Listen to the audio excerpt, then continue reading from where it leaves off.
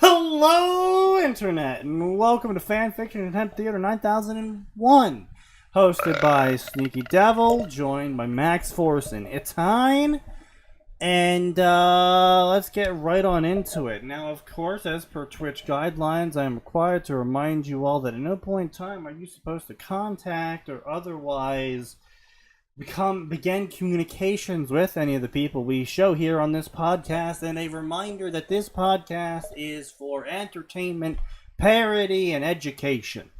And you should not at any point take or misconstrue any comments we make on here as, what's the best word for it?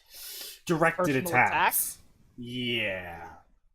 So, with that being said, I hope you guys are all prepared for another painful time, because we are going to start our stories off with this one. As always, you can find the stories that we cover here in the Discord in the Fanfiction section. It's computer stuff lagging. How's everyone doing today? Directed attacks, yes. Hello, new person, indeed. Alright, so this is Naruto. I'm not even going to try and pronounce that.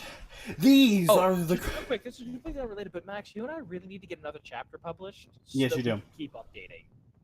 These are the chronicles of the Golden Wind God. In the beginning, the orphan became an heir. In Fantasia, the heir will become a shinobi. This is a dead story.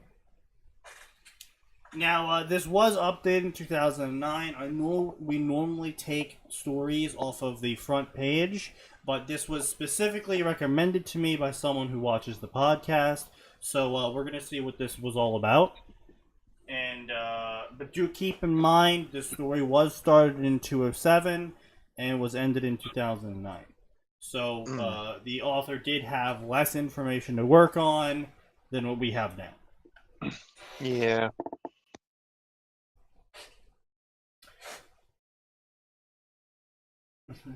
Naruto Fantasia crossover. I have no idea. But this story is 300k words long, with 2,000 favorites and followers. Hyuga Hiyashi walked briskly under the rainy night, despite his utmost celerity. What the fuck? His steps... I believe it's celerity. No, that's celerity. Oh, it is celerity, but I mean, he's not wrong.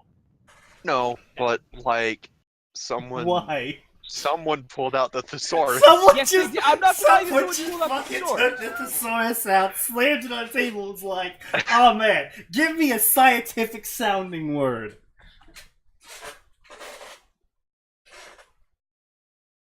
Isley, why? What horror is Isley concocting now? I don't know what I. His steps were firm and confident, radiating the strength and authority expected, no, demanded from an institution such as the Great Clan's head. His perennial... Alright, put the thesaurus away, lad. Really? No.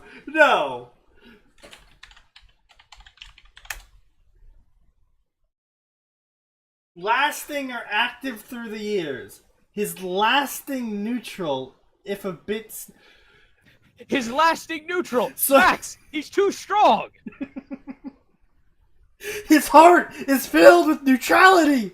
What drives a man to such lengths? No, I was making a fighting What game the joke. hell? No, I was making a Stellaris joke. Because the Stellaris holdover for ethics whenever they're testing things is neutrality, and the flavor text for it is what drives a man to be neutral, filling one's heart full of neutrality. Is it greed, lust for neutrality, or just plain blankness? That's pretty funny. Yeah, they're pretty funny. Anyway, God damn it, our fucking chat.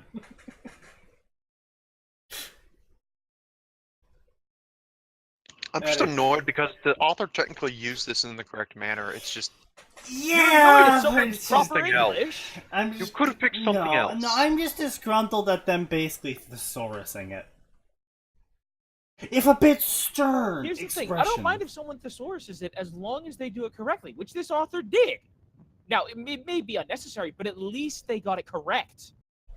An expression showed no hint of complaint towards the raging sky above, flimsily protected as he was from the raindrops. Why is this sentence still going on? From the raindrops by a small dark blue umbrella his cautious daughter had thought of carrying with her. He wasn't the kind of person who said such things out loud, or at least he wasn't supposed to be. But he was grateful. Rain, while being a minor inconvenience to most, could be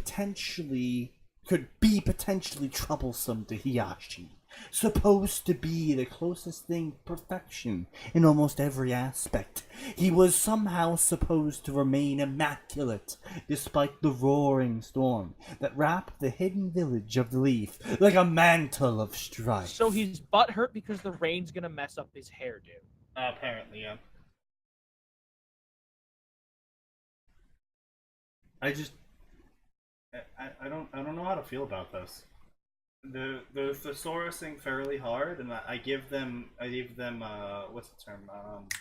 Kudos. Credit? Yeah, credit. I give them credit for that, but it's like I don't want to say know your audience because that would imply that a majority of the Noda audience wouldn't know what half these words mean. I would imply that. But if you put that much time into your hair, wouldn't you be upset too? Hiyashi is a diva, confirmed.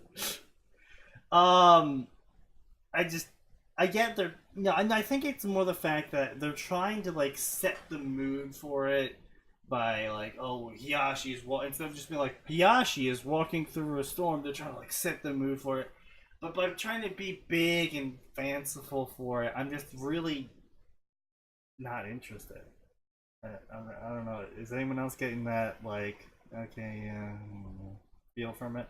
Is that just me being me? That's just you. Like, I mean, I'm kind of getting that, but, like, again, I'm okay with it because they are at least doing it correctly. Yeah, that's fair enough. That's fair enough. I just...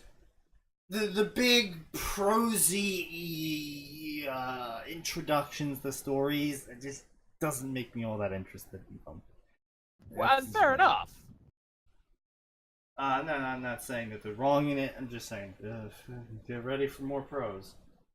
That might be the reason he had chosen a different route to his home that night, as if purposely avoiding other people. Certainly, that muddy, dark street seemed completely devoid of life other than the tall man and his little daughter. How could they possibly know that same dark street, and more specifically, an even darker alley a few hundred feet ahead, had been the scene for a horrible tragedy? The little girl, Hyuga Hinata, struggled to keep her father's pace. They were in a section of the village she didn't see very often, and she'd have liked to look around a bit. Of course, she wouldn't have been able to see much. No, you can't look at them. Those are the poor people. She wouldn't have been able to see much in the dead of night. But that particular dark street with all the rain. In fact, the street was awfully dark. I'm sorry, what did you start coughing on? My lungs? No, what word? The rain?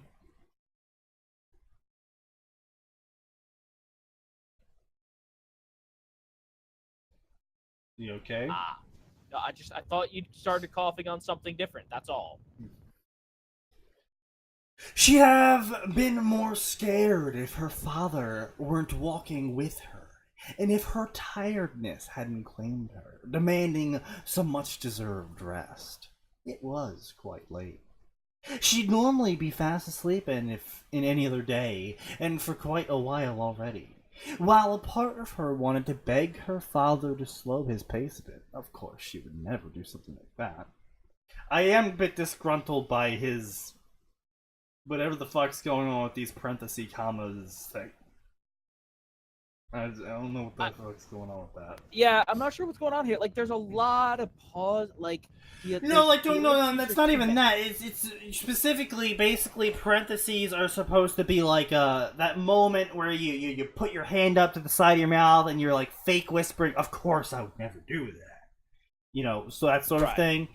But like, then he's got some commas adding pausing to that, but then the commas also outside of the parentheses. The internal Shatner is strong. I'm just confused by his grammar. I mean, because he thesaurused it up before. I'm assuming it's he, but he thesaurused it up before, and he seems relatively coherent in his storytelling. I like to assume that it's a mistake, but he keeps doing it. So I don't know if he doesn't know how to grammar for that specific thing, but anyway. Alright, see you, Calvin. Oh, leaving already? Just remember, lads, if the stream needs buffering, problems. you can always drop it down to 360, because I do now have, by the grace of Twitch, a variable stream output. No, it's still saying I can only do 1080. It can only do 1080 for me, man. What? Oh, well, it's back to being 1080. That's weird. I guess go fuck yourself. I guess, Hey, apparently. You. Go. No, because, like, earlier when I was, streaming a game with, covert coding, I was able to downgrade my resolution. That's weird. Oh well. I haven't changed a single setting. Twitch just hates me on some days.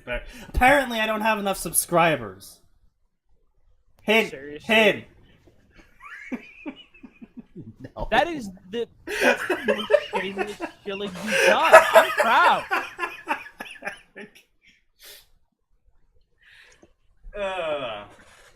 Throw more money at the screen. Let's see if that fixes it.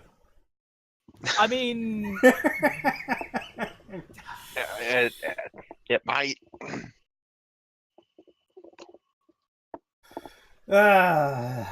Anyway, now that we've lost half the audience, let's keep going. really? God damn it, Sneaky.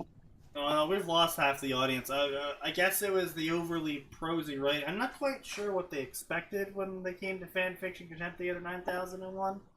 But Clearly, apparently... they expected us to be just a cheap knockoff of Mystery Science Theater. Well, I mean, it's a bit more difficult to be a written version of Mystery Science Theater due to the fact that we actually have to read the writing.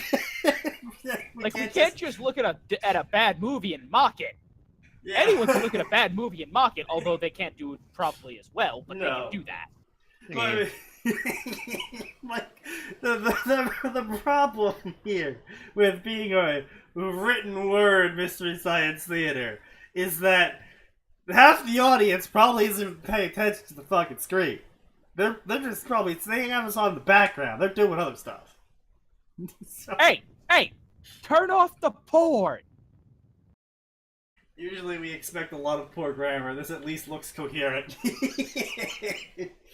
Yeah, for now.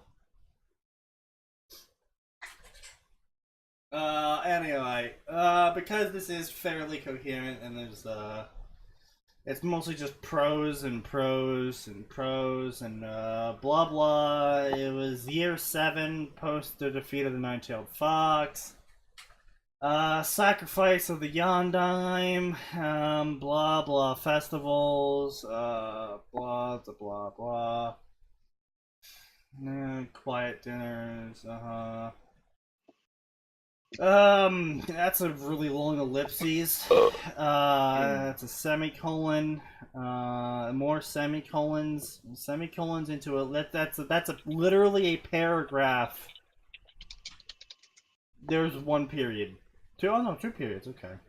So that is actually Still not that much better, really.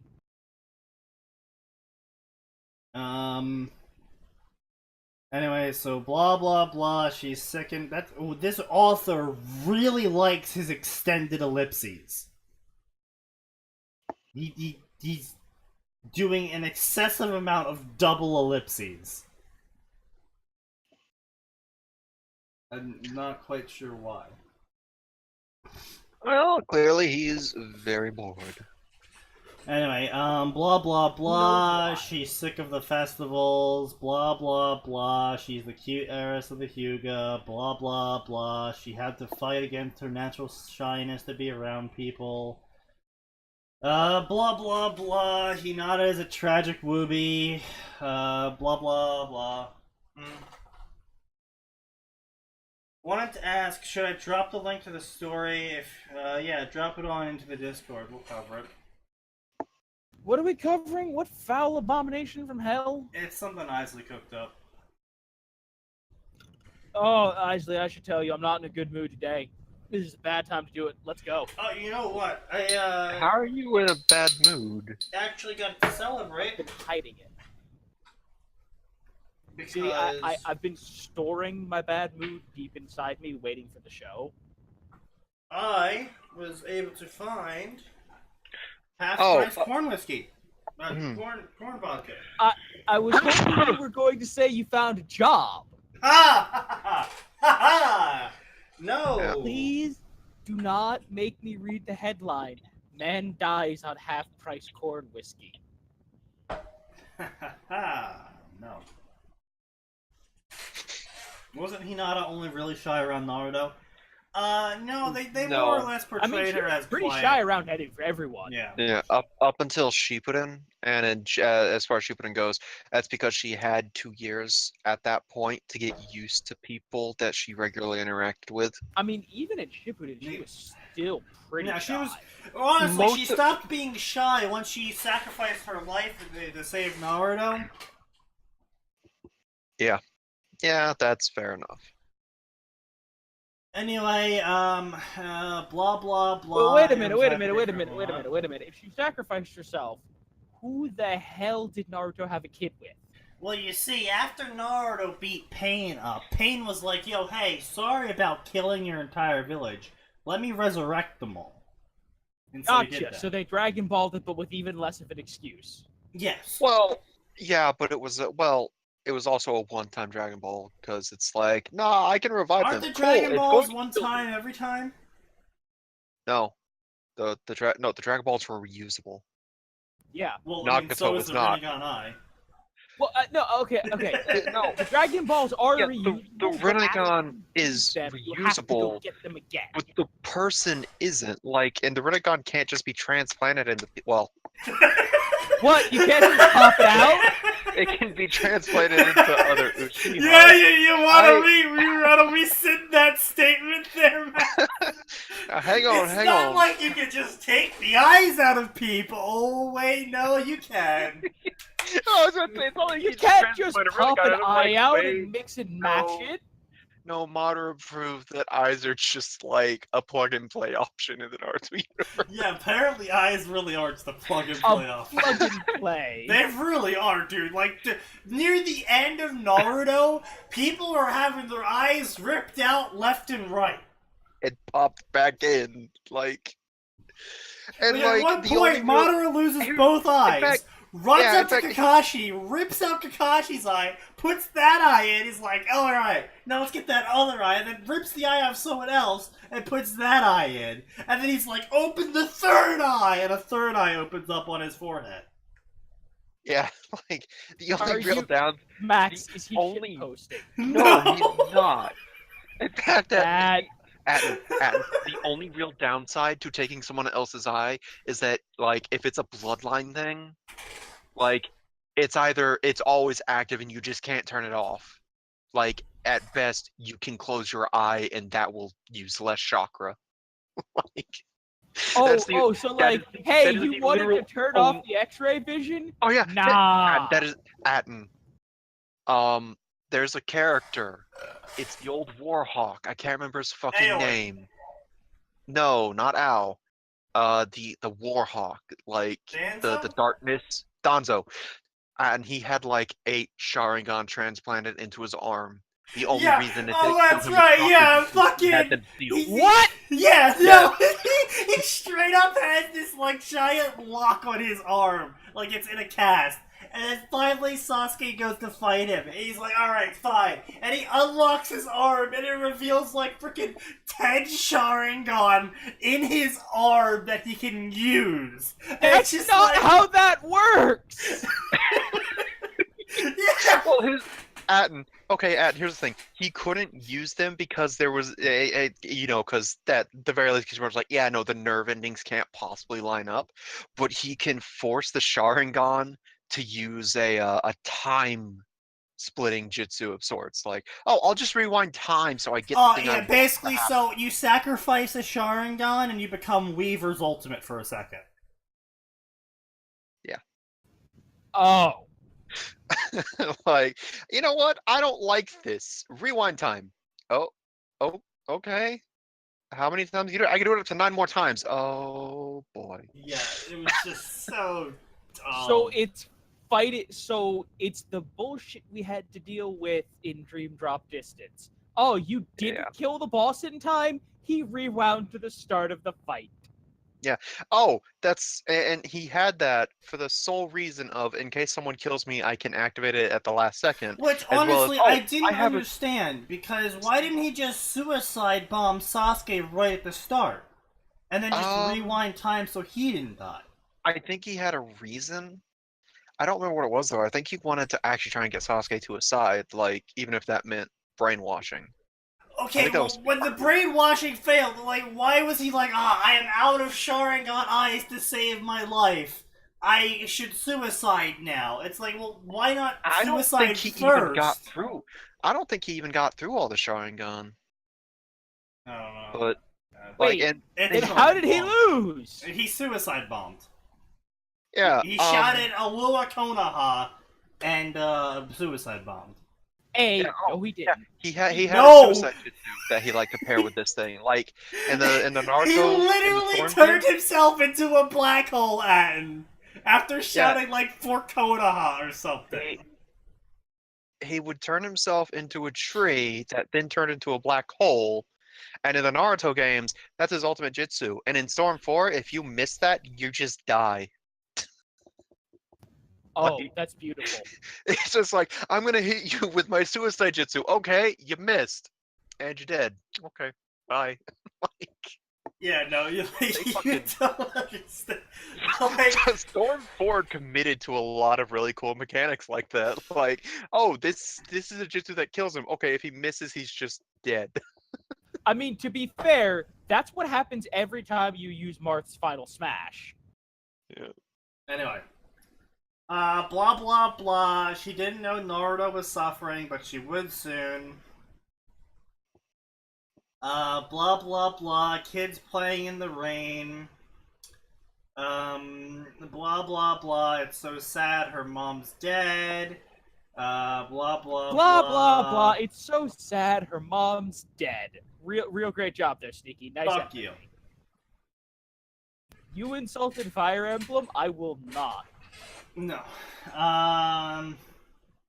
Blah blah blah. World Star Hip Hop. Blah blah blah. Blah blah blah. A complete lack of taste. Basically. Oh. Huh. Sorry. The Super NES is currently in stock. She saw someone huddling in the alleyway. It was a human. Her dad was approaching it slowly. For a reason beyond her comprehension, Hinata couldn't help. The reason was murder. Stop from devoting her undivided attention to that small person. Apparently, her interest wasn't disapproved of by her father, who seemed almost as interested as her, even if his face didn't show it. She guessed such morbid curiosity was unsightly for a Hyuga, but well, nobody was looking. She wondered why her father was so intrigued by whoever was sitting on the muddy ground over there. Anyway, blah blah blah, more prose. Blah blah blah. Surprise! It's Naruto! In an alleyway, covered in mud, on his 7th birthday. Jump cut to, actually, it was Sasuke. Jump cut to action. That'd be great.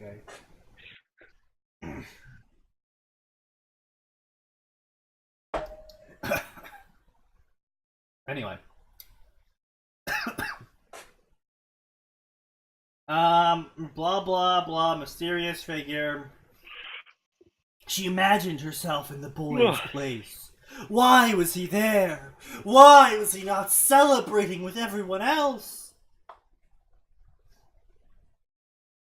Blah blah blah. She was amazed by what she saw. Blah blah blah. Her father was shocked by the boy. She had seen the boy once or twice before. Blah blah blah. The entire village had joined a horrible alliance focused on despising the boy. Oh boy. People would shout horrible insults at him, spit on him, throw trash and rocks at him. Sometimes Ninja would even throw kunai and shuriken at him. That seems like a massive waste of kunai. Like, either kill him or don't, but don't just throw a kunai. Unreasonable abuse. That's scenario. like $10. No, I mean, no. So I'm gonna talk about how much I hate the abuse scenario. I hate the abuse scenario because it's dumb and ridiculous. Well, it also doesn't make sense, especially knowing what we know about, like, Well, say, not Root. even that. It's like, okay, so news gets out that whatever rumor spread, that typically it's a rumor of the Naruto being either the fox or the fox container being taken over by the fox or the reincarnation of the fox, etc., etc. Pick your fan and comment. Doesn't matter. Anyway, so you're a dumb villager with a low IQ of about around a potato, right? Mm-hmm. And you hear that the giant big-ass demon that flattened half your village and killed 2/3 of your ninja forces and your Hokage has been reincarnated into a small boy. Now, you have several options in front of you. Ignore him and hope to God nothing sets him off and flattens your village again. Or spit on him and throw rocks at him to make sure he hates the village, and that if someday he ever regains his power, he'll definitely come and flatten the village again. Ah, I see your problem, Sneaky. You are forgetting about mob mentality and that groups of people are stupid. Well, yes, I realize that. But I would expect the group of people to at least be intelligent enough to be like, we should kill it. Even if that's a stupid idea. I would assume the mob would be smart enough to be like, okay, you know what, maybe pissing this thing off is a bad plan. Killing it, good plan. Listen, Pissing it off, bad plan. Kill the dragon, or you leave it alone. Yes. There is no in-between. Yeah. And, like, props Kishimoto at least. Like, he never hinted at any kind of abuse. It's just, he just straight up tells us, no, people just ignore me. Sometimes the kids call me mean names. That's the worst it gets. Like, the few times we've seen Naruto as a child beaten up, it's because he started the fight. We never got a clear picture, as far as I'm aware, of what happens when you destroy a ceiling scroll. But it was sort of semi-implied by the various comments that the Kyuubi made through the series of, like, if you die, I die sort of thing. So it's at least assumed that the specific seal used on the Kyuubi for Naruto. Yeah. Not just that, the seals used, well, actually, I think just sealing in general like you die, I die kind of thing, unless Yeah, they're well, I was forcibly gonna say, we know removed. for sure that it applied to the Nine Tails and to Shikaku. Because Yeah. both of them, at points, woke up, when they quote-unquote woke up, were like, if you die, that is a problem for me. Actually, No. we don't have confirmation. We know that with the Ninetales specifically, Minato created a seal that would have their chakras start mixing, and eventually, like, past a certain point, well, if you die, I go with you, so I cannot let you die. The other tailed beasts, we don't know because the other tailed beasts, aside from Gaara, were on decent terms with their hosts. No, I And do think because of what happened specifically when some of the specifically when was it when Yagua died, they had to wait for the three tails to reform or something, and that's why they were delayed. oh yeah, no, you're right. Yeah, the three tails did have Yeah, to so reform. I think it Yeah. is just seals in general. Anything inside the seal upon the breakage of the seal, unless very Probably specific just circumstances, goes away. probably Okay. just It's gets like deleted. a bag of holding. If you break the bag of holding, everything in the bag of holding's gone. Yeah, so I'm pretty sure it's just in general everything goes poof.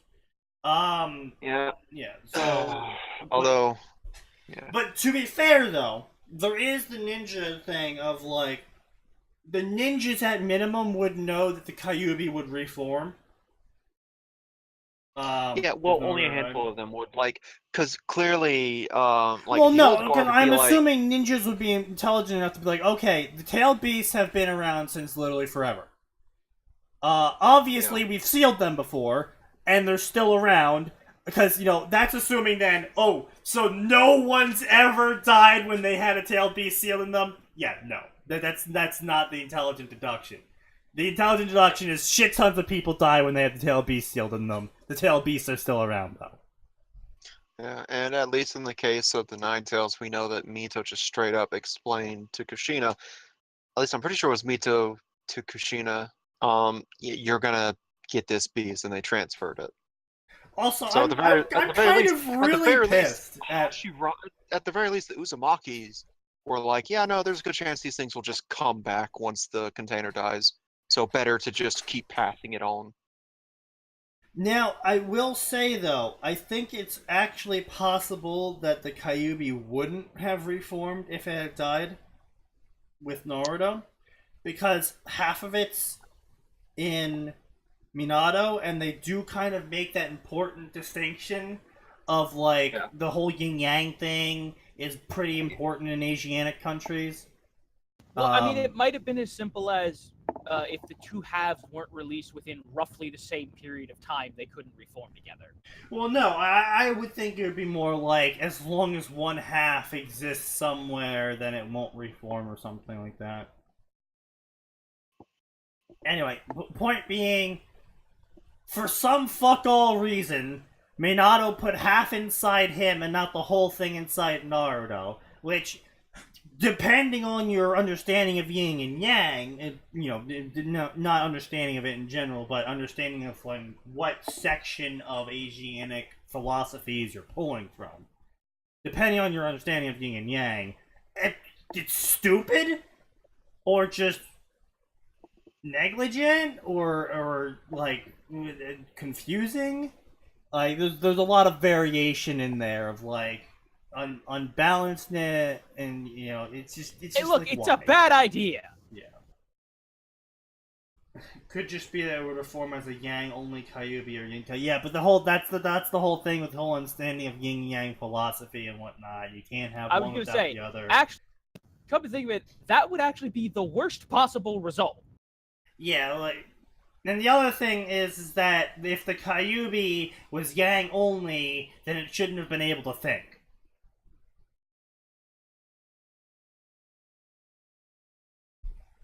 Dude, fuck overtuned MMO'd raid bosses. I mean, I agree Final with Fantasy. you, but where's that? Final Fantasy. Yeah, But no, that's what I'm saying. No, if the Kyuubi was supposed to be only Yang somehow, then the Kyuubi shouldn't have been able to think. It should have just been a ball of aggression and anger and hatred and Yang stuff. I mean, theoretically, it could have gotten some yin from Naruto. Well, yes, that's true, but then it would have been Naruto's yin with the Kyuubi's yang. And so then it would have been Naruto yin controlling the Kyuubi yang. Basically, Minato fucked up by being like, I'll trust my kid, but actually I'm not going to trust my kid. I trust my kid with half the demon. And I'll trust the village not to hurt him. Oh, dear Christ, Minato, have you forgotten how stupid civilians are? Yes, he did, clearly. Hold on a minute. Let's be clear here. It wasn't just the civilians. Yeah, here's the thing, though, Atin, is like, compared to civilians, it was probably a handful of ninjas, and even then it was probably only, like, ninjas that were probably kids on the night that happened. Like, Mikazuki. Clearly a very new ninja. He was a kid when the Nine-Tailed Knight happened. Haruka. Like, he's clearly a fucking idiot. Yeah, Haruka wasn't a whiny little shit, though. No, but Haruka was like, I'm trying to see the kid as a kid, not a monster. Yeah. Haruka was literally, I'm trying to be the bigger man.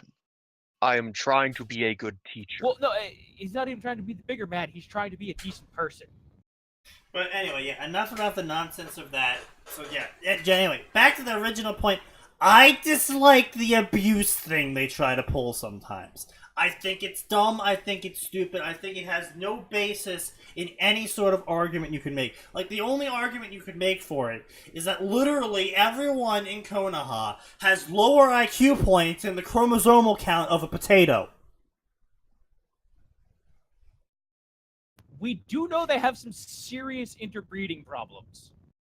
Do they? To keep their precious bloodlines pure. I'm just saying, with the amount of inbreeding that's going to go on in that kind of scenario, they gotta have some pretty low chromosome counts. I don't remember anything from any source material talking about pure bloodlines, besides maybe the Hyuga. But I'm pretty sure that's mostly a fan theory. Yeah. Oh, never mind. I stand corrected. Anyway, I'm off to watch a talk show about shitty fanfiction. Well, we're a talk show about shitty fanfiction. Yeah, although, if you found a better one, please link it to me. I need something else to do on Tuesday and Friday nights. You can't jump ship. Look, I will just outsource you to India. What the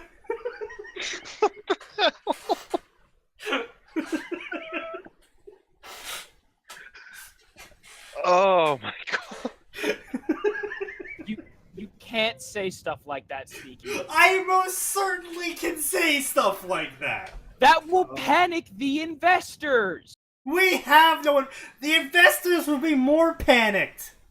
If we didn't outsource to India, you gotta think about the revenue. What revenue? Exactly! We're a Ponzi scheme! Oh, and apparently you joined the ranks of the corrupted by fanfiction? Corrumpled. What? Oh no, that's a T. I'm just a bit drunk.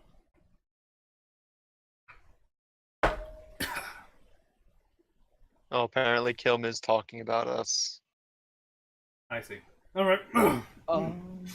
Well, thanks for dashing my hopes. Yeah. Oh, yes, he did assume Fanon's canon. Oh, I would good. be wrong. That means you joined the ranks of those like Sneaky who constantly confuse Fanon with canon. Well, actually, hold on a minute. I've done it once compared to like I have 20,000 of Sneaky. I have a link.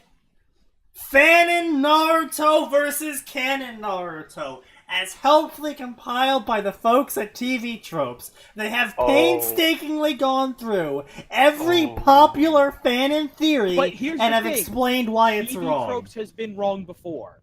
Yeah, but they have citing. They cite a lot of sources. Alright, well, come on, let's go. No, you don't understand how long It Sneaky, is. can Do me a you favor and send link me it that then. link? Yeah, I'm gonna drop it in the fanfiction section on our Discord. This will be so useful for when you say something. I can go and be like, okay, it's not on here. Oh wait, here. Personally, I'm looking forward to the ones that aren't on TV Control tropes. F. What are you control Fing? Just whatever bullshit Sneaky says. Oh, not even that, because like there are some things that he's talking Cites a about that I wiki. tracked down the specific fan fiction he grabbed it from. No, Kilm. They cite handbooks and shit like that. Yeah, which the wiki also cites. Yeah. There's a lot of handbooks. Anyway, moving on with this story. Blah blah blah. Abuse Naruto. Blah blah blah.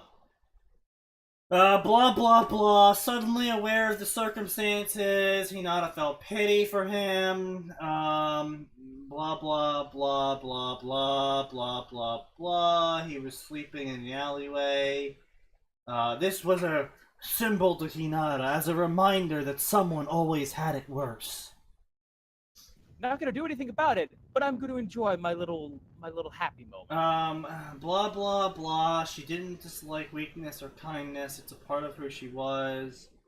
The traits are blah blah blah. Self-pity was just dispersed by the harsh reality of the boy in front of her. Her tiredness disappeared. Her expression softened. And her lust for Naruto's D grew. Excuse me, Look, that is not there. but you know that's what the author is building up for. This is obviously a Naruto times Hinata story. The SWAT can't find Kilm. Kilm's not in the US.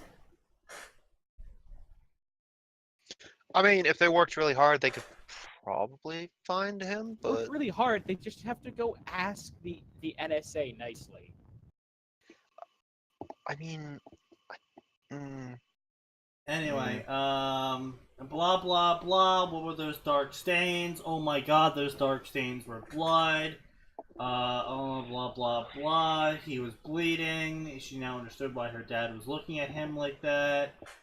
Blah blah blah. Inferred the boy had lost a lot of blood. So Naruto was apparently stabbed. And dumped in an alleyway. Well, at least someone tried to kill him. Yeah. That you know what? That is a fair point. At least they tried to kill him. Now, of course, double tapping a Jinchuriki is usually the best idea. They But- don't have double tapping in that world, Sneaky. Look, cutting off someone's head is a pretty reliable way of making sure they're dead. Well, but for most people, you like- don't have to bother with that. we'd like to believe that, but then there are the likes of the Immortal Duo. So, Instantly reminded about that one filler arc about that person who was actually demonic hair that possessed people. That was an interesting filler arc. I'm talking about Hidan and his partner Kakuzu. Who the fuck are you talking about? Filler arc. What fucking filler arc was that? Yeah, Something- I do not remember that filler arc, yo. Crystal Caves. It was fucking weird. I was Crystal just like- Caves? Were they trying to Oh! become Jedi? Wait, hang on a second. Are you sure you're not thinking about Kakuzu then? Because I'm pretty sure that was like the filler for like, hey, here's the three-tailed beast suddenly in the anime, and there's this woman with No. crystal jutsu. No, it was some weird shit. It was either a movie or a filler arc or fucking something. All I remember was like Crystal this woman that was Cave. possessed by like this demonic Bobobo hair.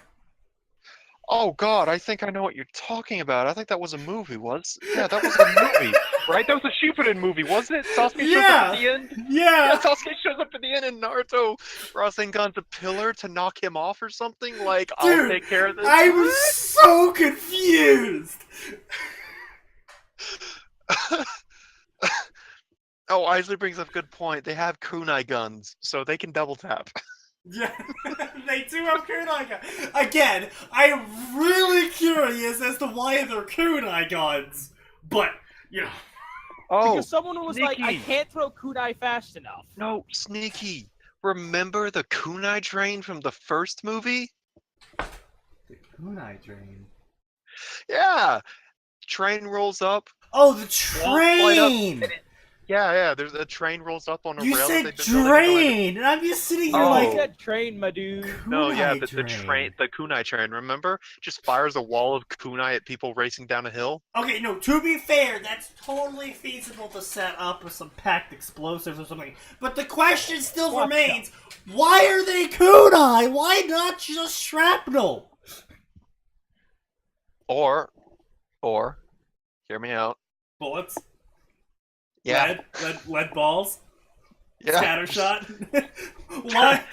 why a full kunai? Why a full wrapped kunai? I do not know. Like, I'm now convinced, like, alright, so I've got this thing. I call it a shotgun. Cool, what's it fire? Really tiny kunai I took It painstaking fires effort to craft. knives! Why? They're just like the size of needles. It's like, how long did this take you? Years. No, even better was that, it was one of the Shinobi in the Lost City or something like that, where it was, gyrocopters with kunai machine guns. Wasn't that was that the time travel one where he got to have an adventure with his dad? No, that's the city under the sand. I'm talking about the floating city that was powered by the Zero Tail Bijou that ran off of suffering. Wasn't that the? Yeah, no, that's the one where Sasuke just shows up for no freaking reason. I feel like they added Sasuke to that movie because the last time he was in a movie was the first one when they went to the Land of Snow, and that was it. It was the only time he was in a Naruto movie to that point. Anyway, so they had flying gyrocopters with fucking kunai machine guns. And I'm just sitting here like, that's gotta be hell on the ammo count. Like, oh yeah, it holds 20 kunai. Have you ever thought about fitting it with something smaller? Like what? Knives? No, like small balls of lead. Well, I mean, alternatively, they could have just stuck storage seals. Yeah, village hidden in the sky. But no, my complaint continues to be, why kunai? No. And not just kunai. Why kunai with wrapped cloth hilts? No, you know what bothers me now? Because Sasuke took the time to make storage seals that he wrapped around his wrists, remember? Yeah. That he loaded with shuriken? Yeah.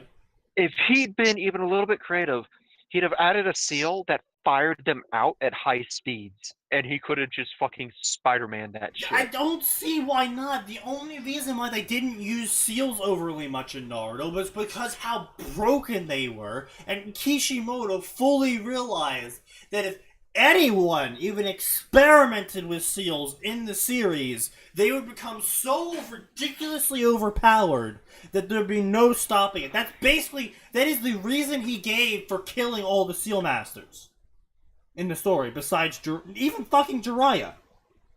I know, and Jiraiya just straight admitted, like, oh yeah, seals are great. I'm kind of bad at them, though. Even though I'm a seal master. Like, let that sink in, by the way. He's a seal master, and he still is like, no, I'm best with storage, and that's it. Listen, I'm really good at sealing toads. Like, he could create a storage seal to analyze and hold something like the Black Flame, but that apparently was as far as he could get.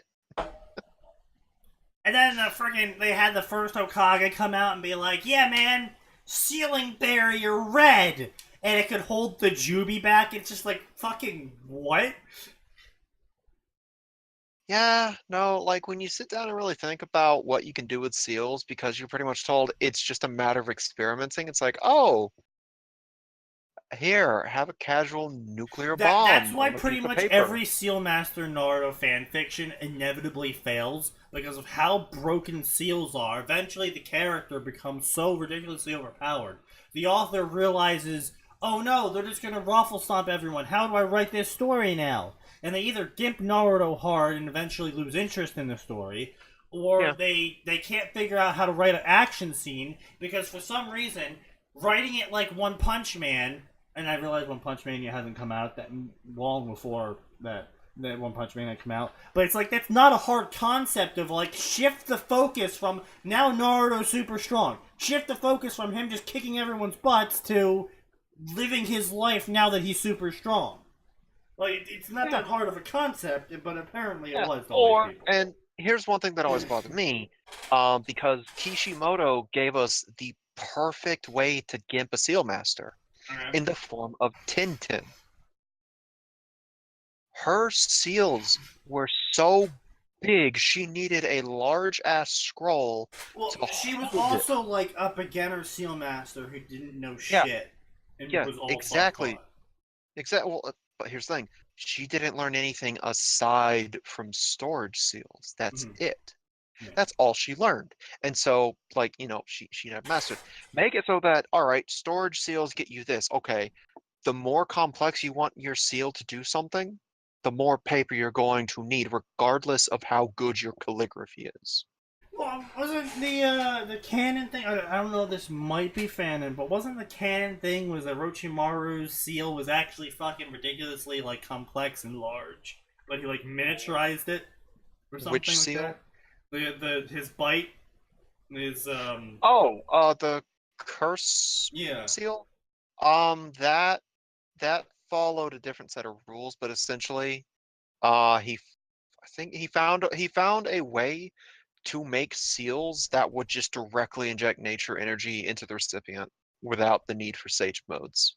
Yeah, seals are And about without- layering. Yeah, was that a movie in which they showed like 3D seals from Monado or something like that? Yeah, I think that was either the time traveling movie or that was the Road to Ninja, where they get thrown Oh into an yes, alternate hey, universe. Bake just discovered the clip of the demonic Bobobo possessed woman. Yeah, I saw him put that. I feel Right. like that. I appreciate that. I don't think that's the I don't know why Bake tagged nose hair, but I don't think people still understand the difference between me, Atten, and nose hair. I'm glad I'm a key figure enough that people know what I'm talking about. Yeah, well, you also have your voice doesn't actually share many similarities between me and Atten. So, Well, I mean that's because you're all just clones. That's actually the truth. I'm coming out, guys. Naruto, Max, Atten, and Nosehair are all actually clones that I've created because I can't find any friends in real life. So they just, I have to kill them every time they find out. So that explains the crushing nihilistic existentialism I go through every month. Yeah, I mean it's when you get replaced. Like, honestly, I think it'd be fun to try a Seal Master Naruto, but it's like, well, what do you do? Well, I only specialize in storage and shooting things really fast from that storage. You can't do anything else. No, that's all the feeling I know. Okay. All right.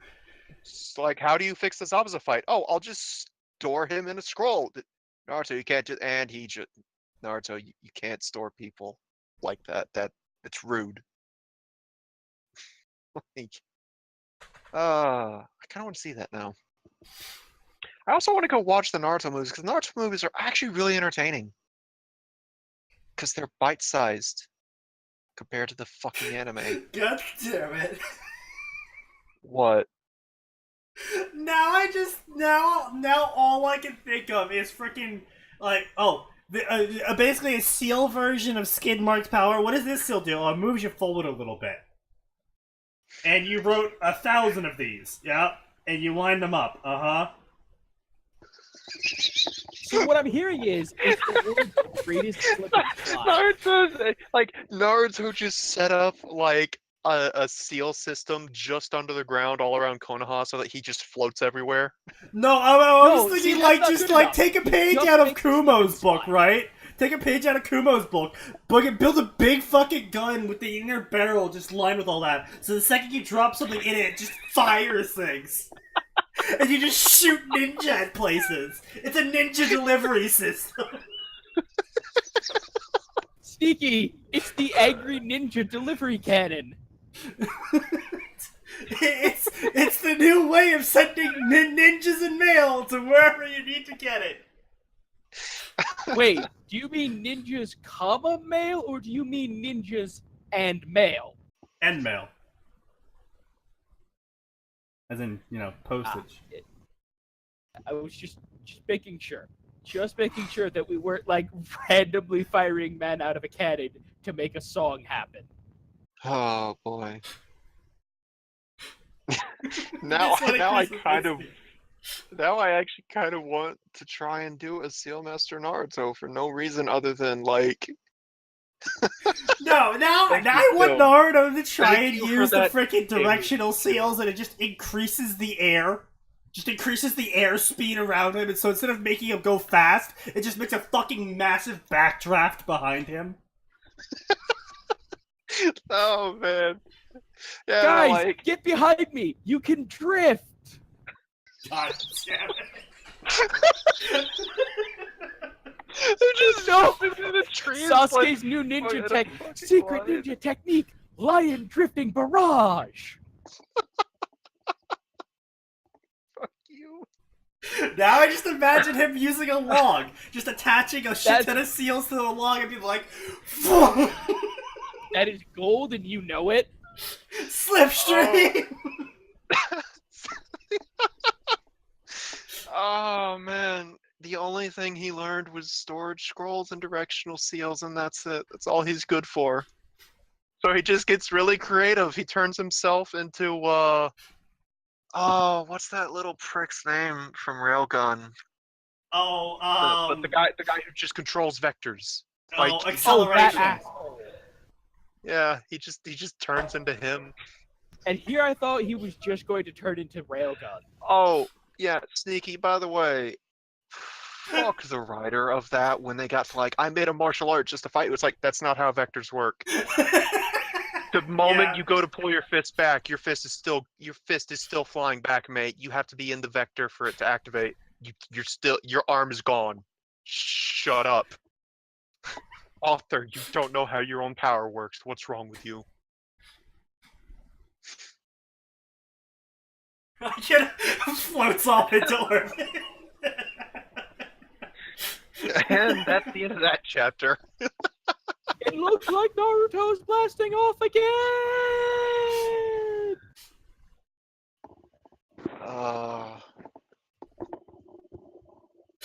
Oh my god. Sneaky. Naruto gets to do the graduation exam. Class watches him start putting seals on the floor for the clone jutsu for some reason. Proceeds to go fast enough to leave after images. Goes full bleach. Got it.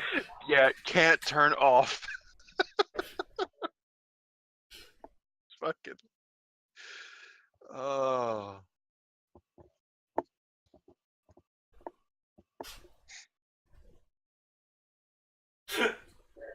I would even appreciate a thing like, have you ever looked at time-space seals? Shudder of fear. What happened? I'm not talking about that. Oh, God. Okay.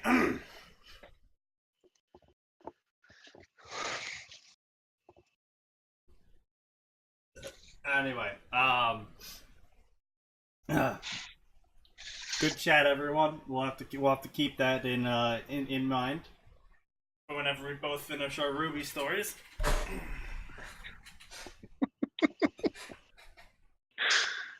I really want to go write this Naruto story now, but I know that it will never get past, like, maybe chapter 3. No, it won't.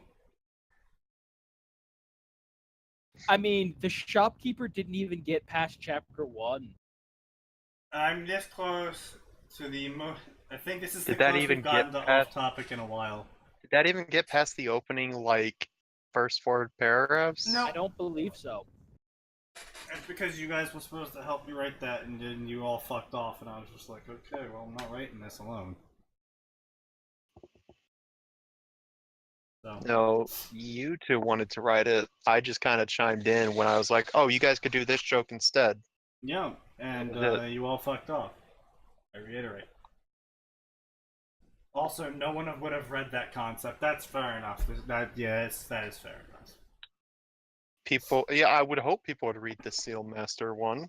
I still think we should write the Kakashi tries to kill the kids one before we try to write the Naruto Sealmaster one. Oh yeah, keeps giving them jutsu that now should that kill I've them. actually Accidentally gotten create some strongest experience team. writing, I would be down to try that. We could try and do that one with the Seal Master. Alright. Well, we could always Yeah, try, if anything, just write a one-shot then. Or the Sealmaster one. So why did you teach Naruto how to use seals? Because he's too dumb to use them properly, and I'm pretty sure he'll kill himself. Gundam Fic first. No. What Gundam Fic?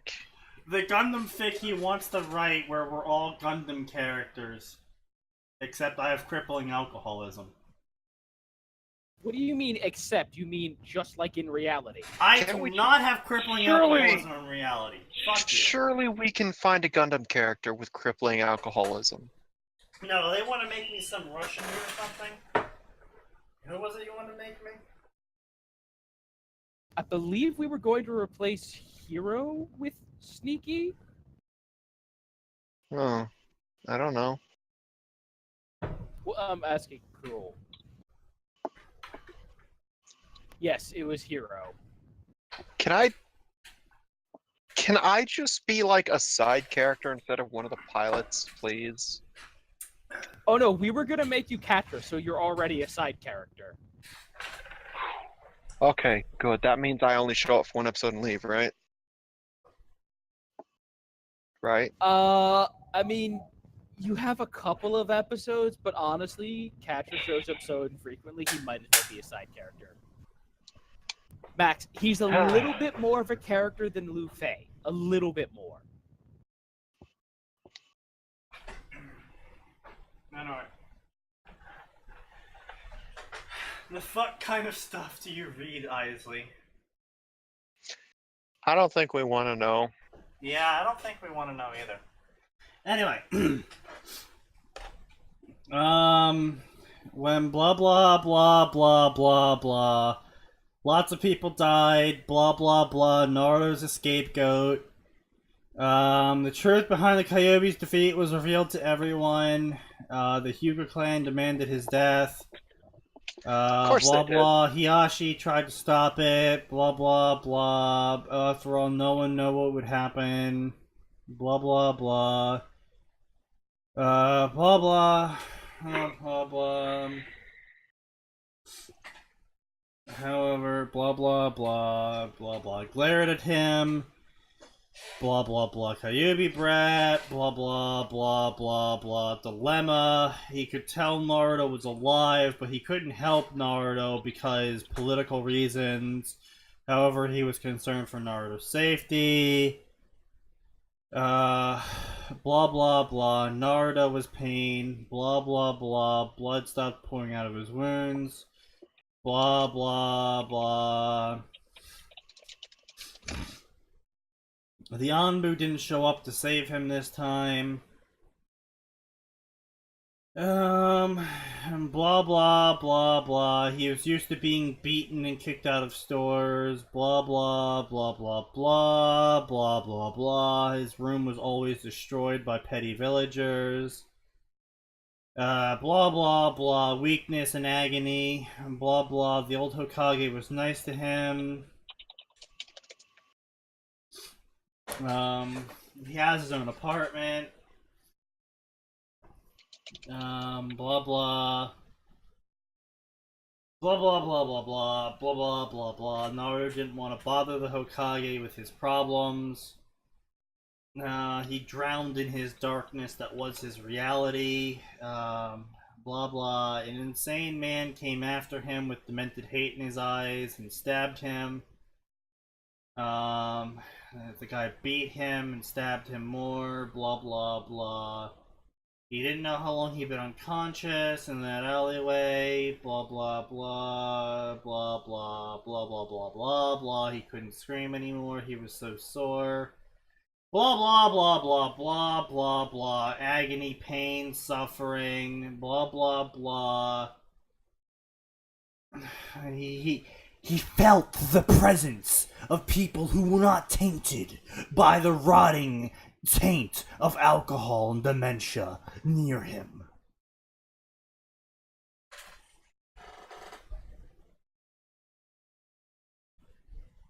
That reminds me, what would you say to a fanfic that is basically every tentacle hentai ever, but mixed with flying cum? Hey, I don't look up tentacle hentai at all, so why? And why Mein Kampf? And why is there a lot of it? Sneaky is projecting again? I don't know what that comment's towards. I don't look up tentacle hentai. No, it's not about the alcohol and dementia. No, it literally says the rotten killing intent tainted by alcohol and dementia. That is literally what it says.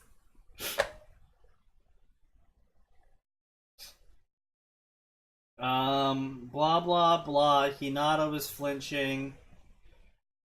Blah blah blah blah. Why are so he does normal ellipses there and then a double ellipses again? What is with the double ellipses? Clearly he knows how to do a normal ellipses, and then he just proceeds to not. Well, it causes you physical pain, so clearly he's doing something right. Just put the edgelord banner up, okay? Max, that's not very nice. No, but the opportunity presented itself. I thought he was ad-libbing too. Hey, fuck you guys. I never ad-lib. What? That is a blatant falsehood. So the show's completely scripted? Yes, this show is actually completely scripted. How come? What? Then why haven't I been sent a script this entire time? Oh, because it's a secret. Ah, jeez. But it's okay. I already scripted all of your lines as well. Don't worry, you're doing them perfectly. Hey, hey, did you script the line where I leave? No, but I did script the line where I ban you. Oh, go ahead then. That doesn't come till episode 20. Wait, episode 20 of this Of next year? season. Or episode 20 of last We year? don't have seasons. We have continual suffering. Sneaky's the only one with the script. No, actually, everyone's just been following my script this whole time. I appreciate you guys playing along. So you're the reason this timeline's been so wonky. Right, you know I try. You fucking cunt. Anyway, blah blah blah, bloody, blah blah blah, punishment, blah blah blah. Hiyashi knew he needed to protect Hinata from the sight of Naruto. Blah blah blah. Hinata was terrified. She couldn't comprehend how someone could do that to Naruto. Blah blah blah. She whispered out Naruto's name. When Naruto looked at them, the girl couldn't help him. Truly, in death, he would find the peace he was looking for. Anyway, blah blah blah. Naruto smiled at her and said it's alright. Naruto was smiling for her. He was trying to calm her down, to soothe her nerves, blow away her fear. He was crossing the boundary of life and death, yet he took his time to comfort little scared Hinata. Something within Hinata died in that moment, and she, as well as her father, but she wouldn't know that, knew something changed within her forever. She wouldn't be the same person after that night. She didn't know what exactly changed, or the nature of that change, but she could feel it. Uzumaki Naruto and the brink of death had done an immense favor to the Hyuga clan.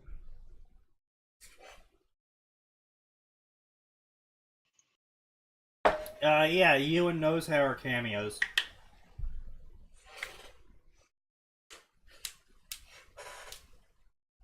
Now, only if we can get real celebrities on here, like PewDiePie! How would you feel about that?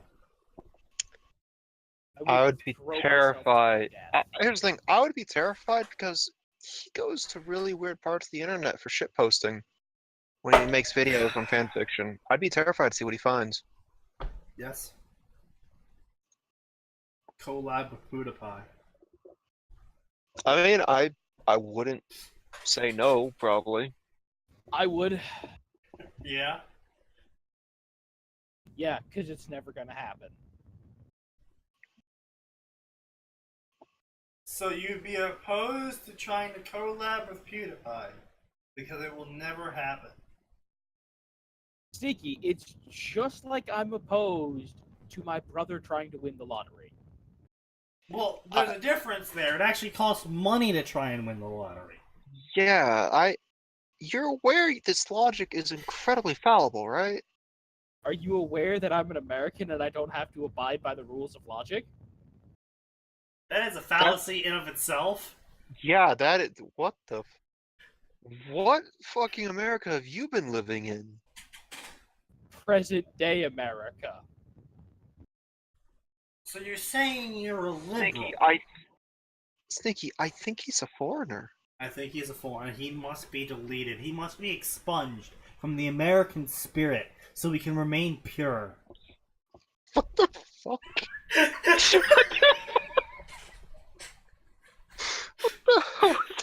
And you're hereby exiled from the American spirit.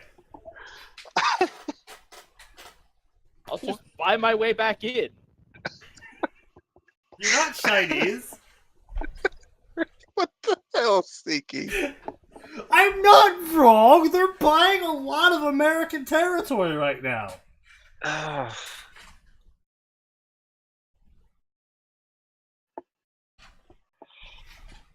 Oh, jeez. He's from Chicago, so clearly he is an American. Well, that's fair enough. Well, I mean, technically, I could be an illegal Polish immigrant. We can't Well- beat them, we'll buy them. Well, I mean, no, because like if you yourself were born in America, so unless you're gonna tell me you've been fabricating like Are you denying his 20 or so years of self-identification story. as an illegal Polish immigrant, Max? I feel like this stream is going to go places that are going against him without context. So we should probably stop this bit. Max, let's be clear. This stream has already gone places. Oh boy. Don't make the Nazi joke. Don't make the Nazi joke. Okay. Don't make the Nazi joke. Okay.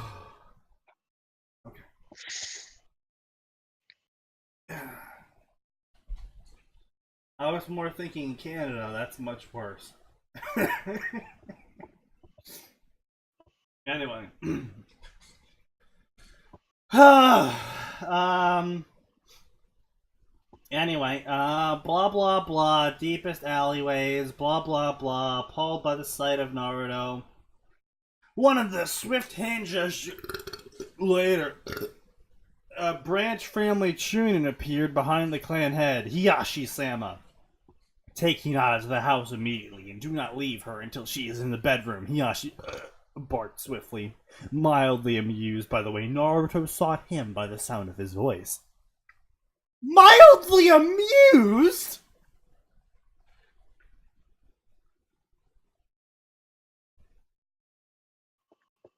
Yep.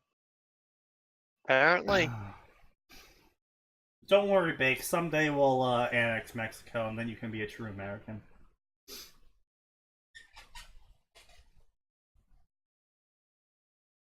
Anyway, blah blah blah blah blah. Hinata didn't complain. Blah blah blah. The third will want to know of this.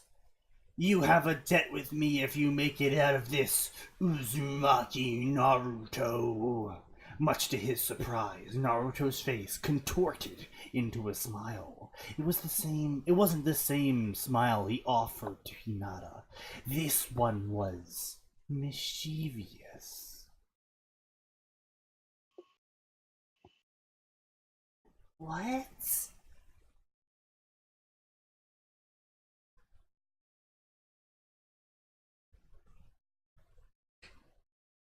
I got nothing.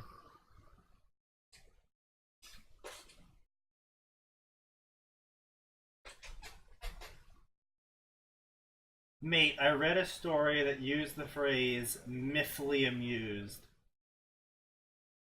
I'm disturbed by that somehow. What? Hinata couldn't sleep. She kept imagining Naruto. Naruto occupied all of her thoughts, and his eyes, his impossibly blue eyes, glimmering with emotion. His cerulean orbs, his deep cerulean orbs that she wished she had. Yes, she remembered those eyes, and she painfully realized those wonderful eyes might be lost forever. And to her 6-year-old mind, that was the greatest tragedy of all. Add another to the counter. Yes, indeed. This is my Naruto one-shot, everyone. Naruto one-shot, everyone. Wait, what? Oh. I don't think the author understands what a one-shot is. Naruto one-shot. If this was a one-shot, that is a really shitty kind of chapter to write up. Yeah, like, this is actually a terrible one-shot. Alright, so, we're gonna spend the entire first chapter setting up that it's a rainy, gloomy night, but it's the celebration night for the Kyuubi's defeat, and they're walking down the street, and they see Naruto, and he's dying. And then they save him, and that's where the story ends. How the fuck is that a one-shot? Like, what was that a one-shot for? The Hyuga come across Naruto after being stabbed several times. They save him. Is that the one-shot? The Hyuga, do something!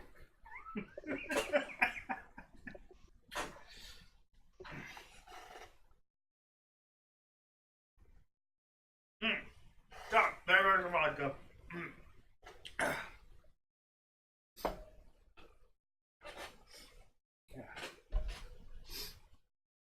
Anyway, that goes into covered stories. And so let's see, we are about an hour and 18 into it. So I say we do a just dumb story. How about that? How do you guys feel about that? Hello? Sure. Yeah. Why not? Pull me in, fam. Alright, yeah, sure. These two assholes are quiet enough. I'll do that. Yeah. Alright, you guys have been outsourced. The Pajit is now here. Hello? Oh, I can go, right? I mean, if you want. Hello? I'll pay you less than I'm paying him. I pay you. Actually, he's right. He does pay me, so clearly... Did if Atin he's die? outsourced and he's paying me, you clearly need to pay me more. To be Yeah, honest. I think Atin actually died. Request copy nothing. We might have just had an on-stream death. Alright then. Atin, you can't die yet. We still have Anyway, so the next up story is going to be... painful. Yes. Hello, can you hear me now? I can. Yes. We can now. Alright, so this is the Ashikabi of Konoha. Oh god. And I'm out. So Request now, copy your audio is a little on the tiny side, Kiln. Oh, is it? No, he's loud enough. Anyway, so this is the Ashikabi of Konoha. On the way back to Konoha, Naruto's life is flipped upside down because he's from West Philadelphia, born and raised. That would be a much better crossover than wherever this is going, and I think you should write that. I'm still telling you, we should write a crossover between Kuroko no Basuke and Fresh Prince of Bel-Air. I don't know what that first bit of moons. I don't know the words you the just said. The basketball Kuroko plays. It was a pretty popular anime. Okay, yeah, excellent. Let's go write a crossover for shit I don't know to shit I don't really care about. African American representation in fan fiction. I don't give a damn about that. I just don't want to write about basketball because it's a stupid sport.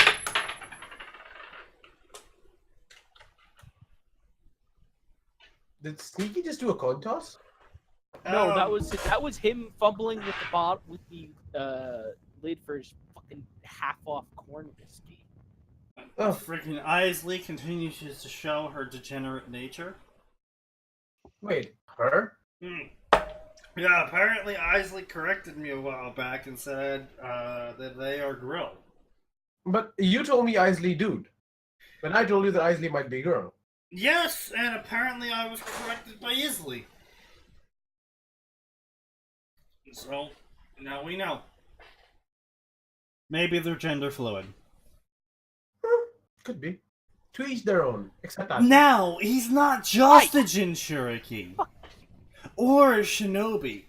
But an Ashikabi! Being forced into the Sekirei plan. With the Akutsuki still on the loose, and a promise to bring Susuke home to fulfill. How will the blonde handle his newest set of challenges in his life? Discontinued. Stop saying words. You're physically causing me pain. Dude, Sneaky, we should have just written a Naruto Sekirei fic when Naruto gets cucked by every Sekirei. Because he's not an Ashikabi, but he thinks he is. Why would it work? I'm kissing you! It doesn't work. Well, I mean, I was gonna say, at least in the anime... So what, have it end like Monty Python and the Holy Grail did, where the police show up to arrest him? Pretty much.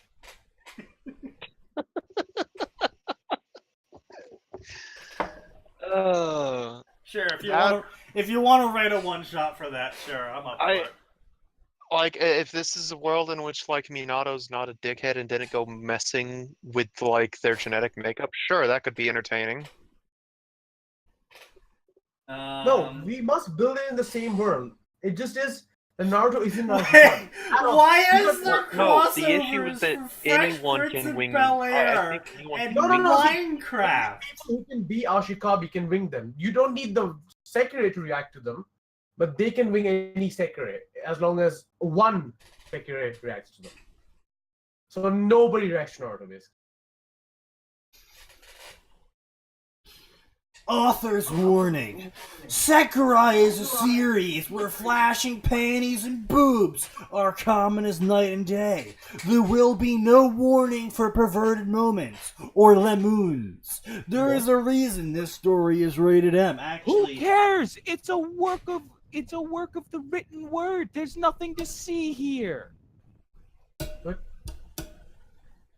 this story is rated M. It will have dark times. It will have adult moments. Hold on, let me... Naruto the Incel. I can just see the title. There we go. It will have adult moments, and in true Sekirei fashion, it will have nudity on a regular basis. So don't complain about it later. You have been warned. This is Naruto times number 88, Musabi.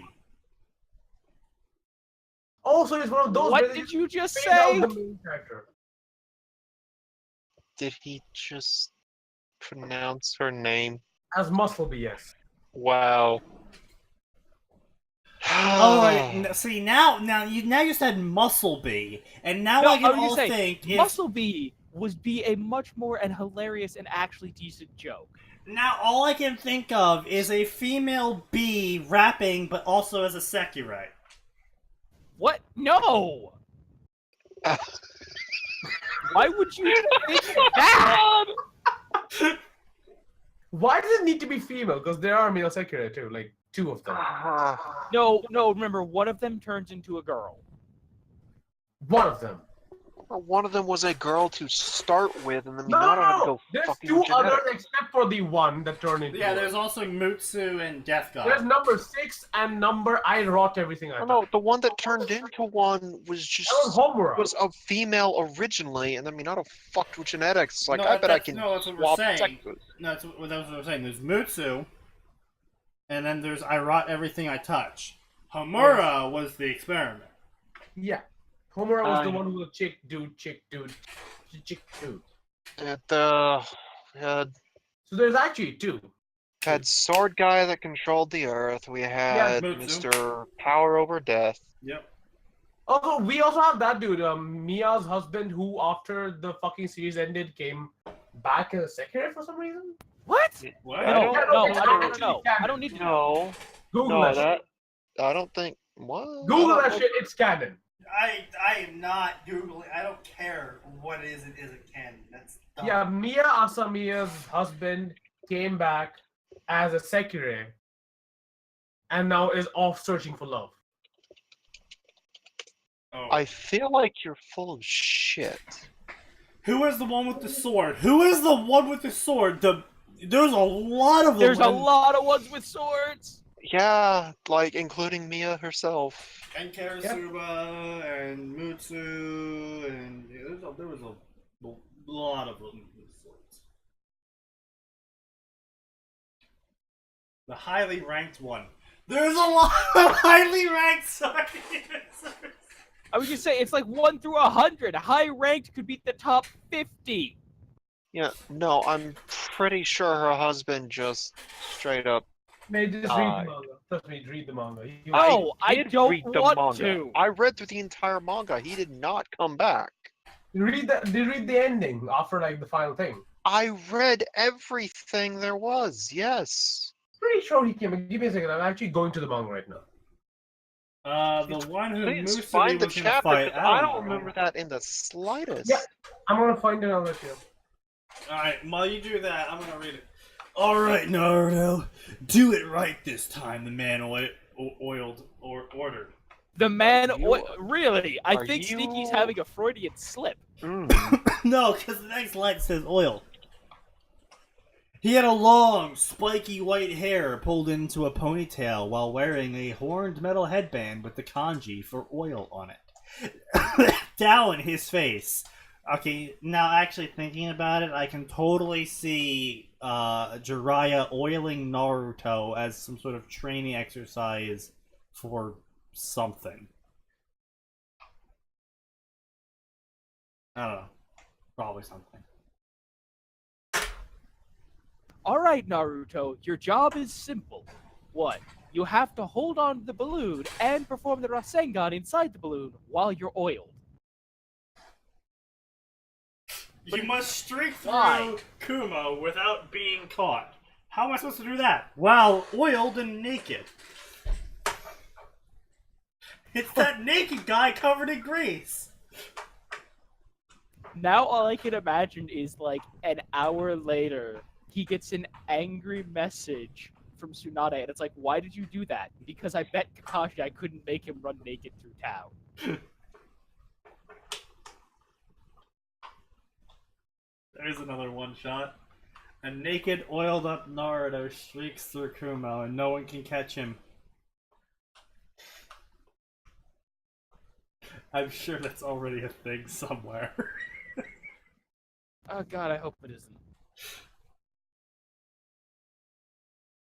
Anyway, it's Jiraiya. Anyway, alright, I got it ever sent in reply to young teen. He had blah blah blah, it's Naruto. Blah blah blah blah blah blah, blue wisps, blah blah blah blah. Oh yeah, so apparently canonically, according to the Shonen Jump colored panel that sometimes happens with the featured stories, the Rasengan's supposed to be yellow. What? Yeah. That's dumb. What is the Rasengan supposed to match the color of whoever's chakra? Yes, that's why it turns all those different colors in every single filler arc.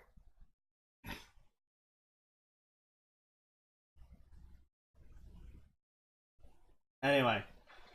Blah, blah. Blah, blah. Naruto, you're useless. You can't make a one-handed Rasengan. Blah, blah, blah. I don't know why I can't do it. I must just have a mental block. Well, Or blah, it could blah, be that you're trash. yeah, maybe you're trash. Blah, blah, blah, blah. How am I supposed to ever get some research done? Blah, blah, blah. Generic interactions. Blah, blah, blah. Detailing the training trip. And, wow, Naruto learned so many techniques. Basically, the basic 3 plus more Rasengans.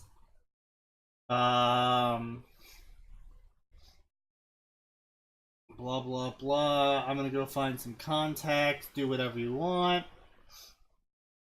Blah, blah, blah. I'm gonna go look for ramen. Hey guys, you know it's Naruto because he's looking for some ramen to eat, right? Totally.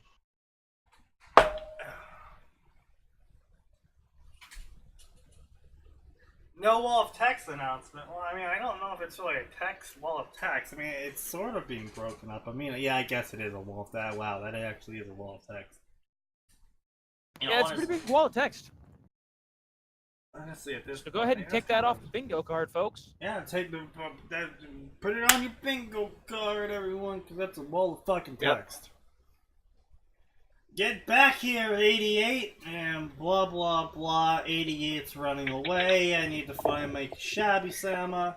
Oh, okay. So, yeah, all right. Apparently the Sekirai crash landed in Narutoverse, and weren't all killed off and or dissected by the ninja, the hyper paranoid ninja that almost compulsively search for more bloodlines to add to their villages or kill them. I was going to say, they were willing to take on the power of the... They were like, I bet we can harness these world-destroying beasts. Well, yeah, after they saw Konoha do it, yeah. I'm just saying, they harvest apocalyptic monsters. Things that look like humans but punched way harder, they'd be like, oh man, we gotta make them into ninja. My first thought in this world of ninja running around would be, oh, hey, what village are you from? More like, hey, I bet we can Wanna come live brainwash here? these people. Yeah, it'd probably be like, what village are you from? By the way, does this smell like chloroform? Hey! No, it would person be, I have by the never- way, does this smell like a sleep tag? No, it'd be more like, hey, Wait, hello, new person, I've never seen you around here before. Oh, you're from a ship? Interesting. Hey, can you help me with this problem of mine? Yeah, does this rag smell like chloroform? Actually, no, this is an Narutoverse. Do you see all the pretty feathers? Look at all the pretty feathers! I need you to do me a favor to look me in the eye real quick. It's a reading ritual for my people. Look me directly in the eye for an extended period of time. It is a custom of my people. Okay, sure. Wow, why is everything so trippy? That's normal, too. The greatest eyes invented in Naruto, the acid eyes. God Yeah, damn it! No, sorry, no, you say that, and my brain is instantly like Xenomorph mouth, but in the eye holes. Oh, God. Dude, that'd be amazing. But actually, that would be one of the worst. Like, depending on how it works, that could be one of the worst powers ever. Oh yeah, don't worry, Isley. We'll cover your story. We will. I mean, sure, we will. But this isn't just fucking dumb, so we're just kind of accelerating through this as a palate cleanser from our previous story. Anyway, so blah blah blah, boobs, blah blah blah, quit running and fight me, blah blah blah. What's going on? Yeah, it's that's the other thing is the Sekirei weren't exactly subtle, and people shooting lightning out of their hands without jutsu and using other various what the fuck, wow, that's amazing, would definitely get around to the ninja villages, and all the ninja villages would be like, why the fuck are these like S-rank ninja running around fighting each other in our countries? What the fuck is going on? Who the fuck are they? Also, how did we miss them? Yeah, how did we miss them? Ugh. Oh, yeah, so basically, Max. Yeah, I looked at the thing. He wasn't a Sekirei. His dead body just with the Sekirei. It's okay. Okay. Anyway, blah blah blah blah. She's a Sakurai. I don't know her name and number. I'm sorry, I haven't introduced myself. I'm Sakurai88. Nice to meet you. Well, that's a lot of cleavage. I'm Naruto Uzumaki. Cough cough. I'm a Genin of Konoha. Genin, what's that? It's a ninja ranking. What's a ninja?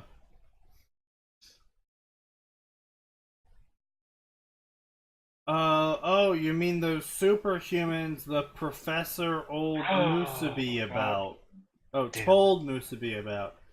Superhumans? Is that what people thought of ninja as? And did she just talk about herself in third person? Question mark. You really one of those really strong people? She asked with a large smile. Naruto chuckled for a second, but then nodded. Yeah, I'm a shinobi of Konoha, and I'm gonna be Hokage one day. Believe it. Hokage, blah blah blah, he's the strongest ninja ever. Oh my god, that's so cool. Are you okay? Did the chick get you? Oh man, I'm so hungry. Good thing I know where we can eat. Thank you so much, Naruto-sama. Blah blah blah, it's food. Blah blah blah, I need to look for my Ashikabi. And Ashikabi is the one the Sakurai are destined to serve. Yes. I'm sure no ninja in existence ever would have never picked up on any of those people if they went around with descriptions like that.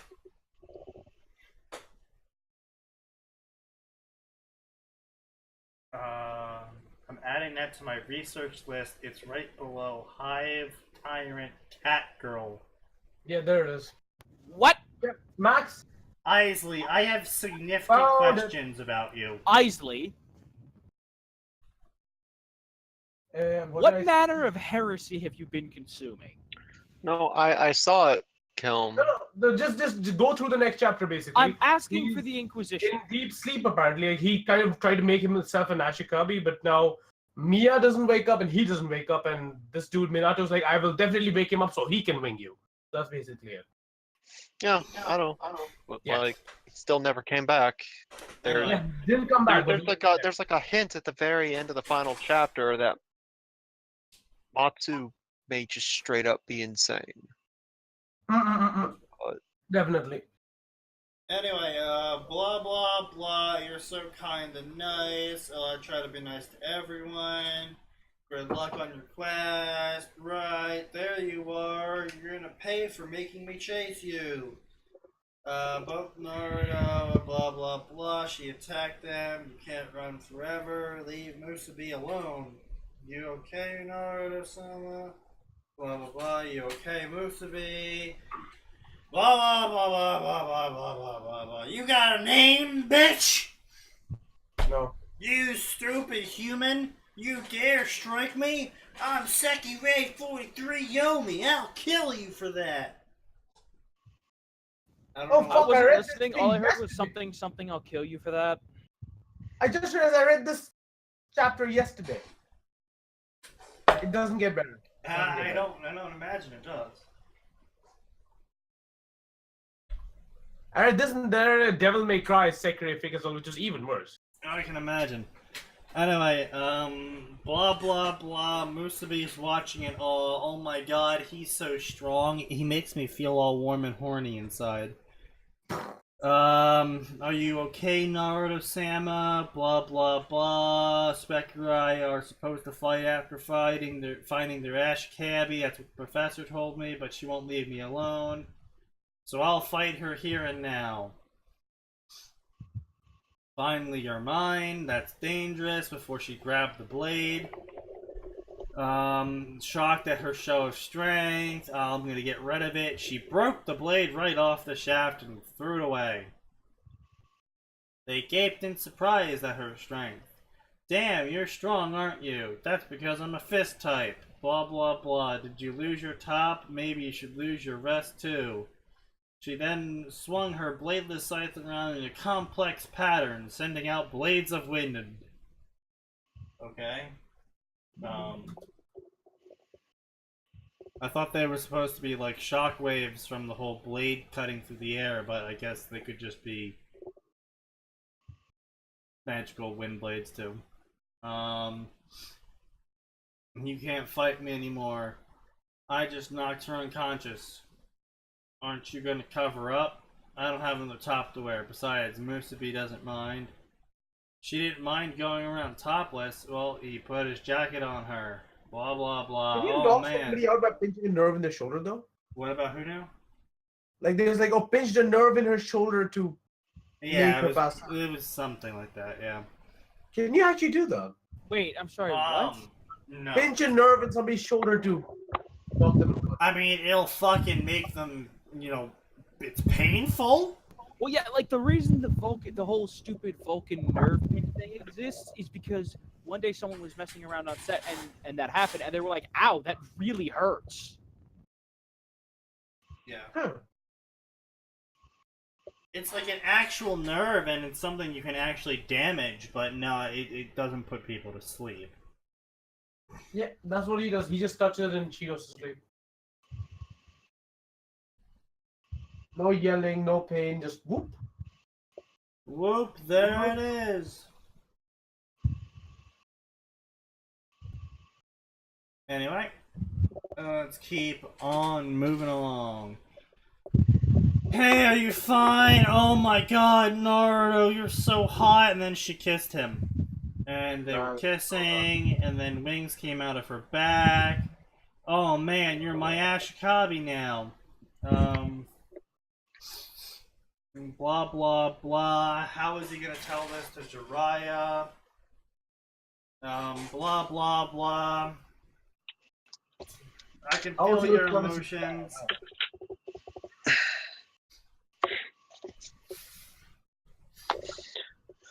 Oh boy. Blah blah blah. What's your sensei like? Then Jiraiya walked in. Oh, instead, it wasn't Jiraiya, though. It was the Akatsuki! Just kidding. It's actually Minako. I was kidding about the Akatsuki showing up. It's just a guy in a black suit. Hi, I'm Minako, the head of the MBI. Because apparently the MBI can exist in Naruto's world. And Game Master of the Sakurai planet you're now a part of. And the device you're currently holding is a cell phone that my company invented. Huh?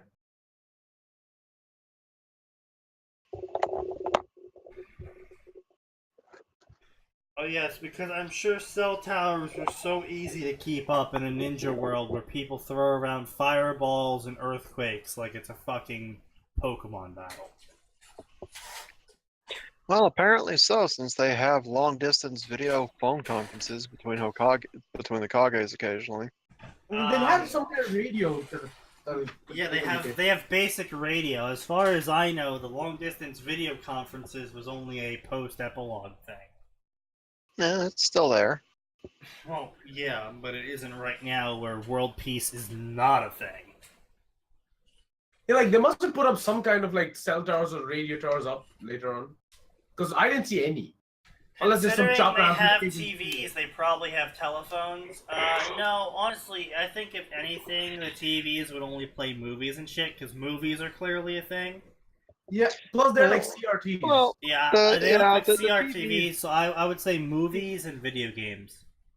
So is there a satellite up there? It could be done easily enough if they were kept just within the surrounding area. Yeah, maybe Don't it's have a to Konoha set towers wide for that. broadcast. Yeah, certainly not a. Set cables and you'd be fine if it was all internal. How does broadcasting work? Broadcasting?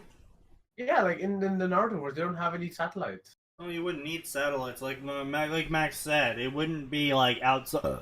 It wouldn't be like the villages have TVs. It'd be like Konoha has TVs, Kumo has TVs, and they would Alright, so have it's just Kumo local. TV stations internally. They Yeah, would have you wouldn't- Konoha Yeah, internal TV you wouldn't stations. need towers of any kind for that. You could You just would like just- cabling and you'd be It would good. be nothing but shitty all-access cable all the It could time. just be the Hokage's office, season 4.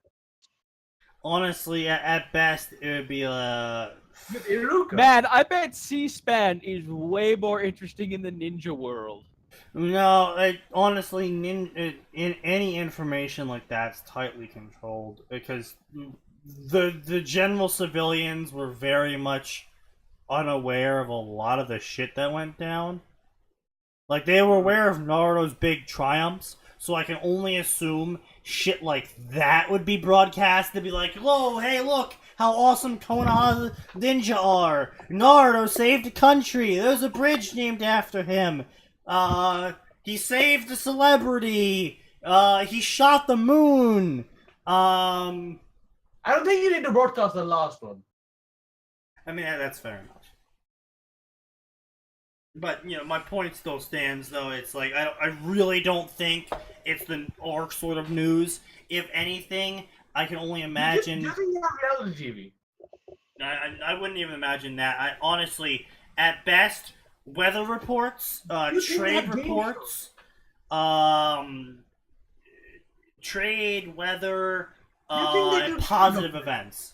That's the sort of thing. Upcoming celebrations, any positive accomplishments of Shinobi that are allowed to be declared. I'm sure. No, I'm sure they would also have like business Cooking with the advertising Kage. stuff. Like you know, I'm sure like the Dance, ramen those dance shop- off. No, I honestly, it doesn't look like they're too, like, I couldn't imagine TVs and shit like that are overly used either, because... Okay, but here's the counterpoint to that. Naruto had one. Yeah, also civilians. Yeah, I realize that, that's what I'm come saying. on. Video games, and Danzo's it's a dance-off. military It's too dictatorship. Look, the TVs are going to be mostly propaganda. I highly doubt there was a lot of advertising on the TVs as far as that goes, because that's only going to be propaganda, which is going to be completely government subsidized. Yeah, What are you making out to be North Korea? yeah, it'd be more like North Korea TV, honestly. You think they have pirated movies? No, they wouldn't have pirated movies. They would have whatever movies were actually made, and the movie companies would sell them to Konoha because Konoha is the most populous village in the world. So It would be like the village hidden in the sand that's watching pirated Konoha. yeah, Do you, honestly, do you yeah. Think, do you think they use like seals to store data? No, Like they broadcast? no. So Seal do they have, like, Master, no. discs and Seal VHS? Masters basically don't exist, and the ones that do basically can only do storage scrolls and shit. And that was one of the points that was made. That like the only person that can call themselves a Seal Master at that point in time in the Naruto manga was Jiraiya, basically, and Orochimaru. And But that brings out that big problem. How do they archive stuff? Do they have VCHs? Do they have DVDs? I would imagine some sort of magnetic plastic strip. Because they sort of have stuff, yeah. cameras, because they shoot movies. Yeah, it did show they were using like the old time reel when they were shooting the movie. So I imagine magnetic strip data storage. Okay. I can't imagine it'd be too overly used though, due to the whole I can cast electricity jutsu problem. So I would imagine it would really only be used for civilian stuff. Huh. Now, see, this fucks with a lot of theories, lots of things. I mean, coming up with the digital, like coming up with stuff like that, like analog video stuff, before coming up with locomotion, cars. Well, bikes. no, because I mean, it makes sense though. Your main market of people that would use that sort of shit, because they did try in a filler arc, I believe, explain. Well, no, because here's Not here's the thing. everything's a ninja. Those are completely different branches on a technological tree, Yeah. though. Yeah, that's what I'm Like- saying. like- They did explain that sort of thing, and the reason why certain technologies really weren't developed is because you don't need to get mail faster somewhere by inventing a car, because why the fuck would you use a horse in the first place? Hire a ninja. I'm talking about taking goods from place A to place B. They would use cart and horse because most villages were paranoid isolationists and really didn't trade too much with each other. It was really only Konoha trading with people. I was gonna say, and for the ones that do trade, just gonna you don't need to go faster because you'll just hire a ninja to guard you, and that will keep you safe from 99% of the bandits. Yeah, exactly. Or you could have a truck and go vroom vroom. Yeah, but the problem there. But they're not going to invent the truck because they don't need that truck. Well, not only that, the other horses. problem you have to keep in mind is that any sort of fuel source is going to be highly, highly prone to sabotage from ninjas. That is very true, though. Like the fuel becomes that. That explains why all the electricity and stuff in there. We have not yet seen any kind of power plant. I was going to say it's probably because they use it's either deep underground, ultra protected. I think they're we're giving more thought to this than Kishimoto did. Probably. Well, yeah, we That are, it's but gonna be- it's it's just gonna an be something explanation of sort of things of what. Obviously, there's also the J.K. Rowling explanation. Kishimoto's pilot, like the pilot for Naruto. Yes, Naruto I had know. a moped in that. Yeah, I know. He But did, and but then that it was turns taken- out Ninja can run faster than a moped. But no, there's a reason why a lot of stuff wasn't included, and that was the J.K. Rowling thing. Why weren't guns in Harry Potter? Well, guns kind of kill wizards. Yeah. It's the same there has thing. to be one fanfic where a SWAT team takes down Voldemort. Yeah, it's the 3-minute same job thing in and out. as in Harry Now Potter. I want to write a one-shot where Harry Potter swats Voldemort. Funny. Go for it. Good luck doing that because you can't do that in Britain. I mean, you can if it's a matter of national security. Just tell the British police that he has a knife. You got a license for that? you got a license for that, mate. But yeah, Bake says Orochimaru had computers. Yeah, I'm not saying they didn't have electricity at all. I'm saying it was very rudimentary because you got to keep in mind it wasn't really a priority. They didn't really need to communicate much. Computers really only got off the ground because military. So I went to college and learned this shit. Computers got off the ground for two reasons: military applications and military communication. I mean, most of the good stuff comes out because of military research. So. Yeah. But the thing is why the fuck would you need computational power when you can just have a ninja that just blows up the fucking village? Because he can't do taxes very well. Listen, the tax system. Listen, I'm sure they had a Greenskin-esque tax system. The big ninja says, "Give me your money," and you say, every "Okay." single village was a dictatorship that were all quote unquote loyal to the daimyo. Yeah. So multiple diamonds too for that. yeah, so it was very much a you need to give us X amount of money to keep protecting you, and then the daimyo would be like, this is your stipend for being my vassals. Also, give me some of the money for your people and shit like that, and trade. Here's your money, now give me your money. Yeah, I mean, dude, I never said that this shit makes sense. Humans are very good at complaining complex systems that make no fucking sense. I think it might be that's what they give back. Like for example, in the U.S., you can apply for unemployment after you've been employed for a certain period of time. You qualify for unemployment. Now, when you apply for unemployment, you have the option of paying taxes on the money the government gives you, or you can not pay taxes on the money the government gives you and pay them at the end of the year. Okay. So it is literally straight up you paying the government to pay you. Sounds retarded, but okay. Never said our economic systems made sense. How does so unemployment is basically welfare, right? Unemployment is under the branch of welfare, yes. There's various different forms of welfare. So you but- don't get food stamps, do you? No, that is not that specific branch of unemployment. That is part of the poverty section of unemployment, and yeah. How do food stamps work? You just walk into your Costco and go like, okay, so I can't pay you with dollars. Here's food stamps. No, it's actually very specific, depending on the state. Actually, no, Like ration shops. Food stamps, it's very, very, very specific things, which is Yeah. actually why people are trying really hard to phase out food stamps and go with things like Wix or Did you have gas EBT. stamps at the point of time?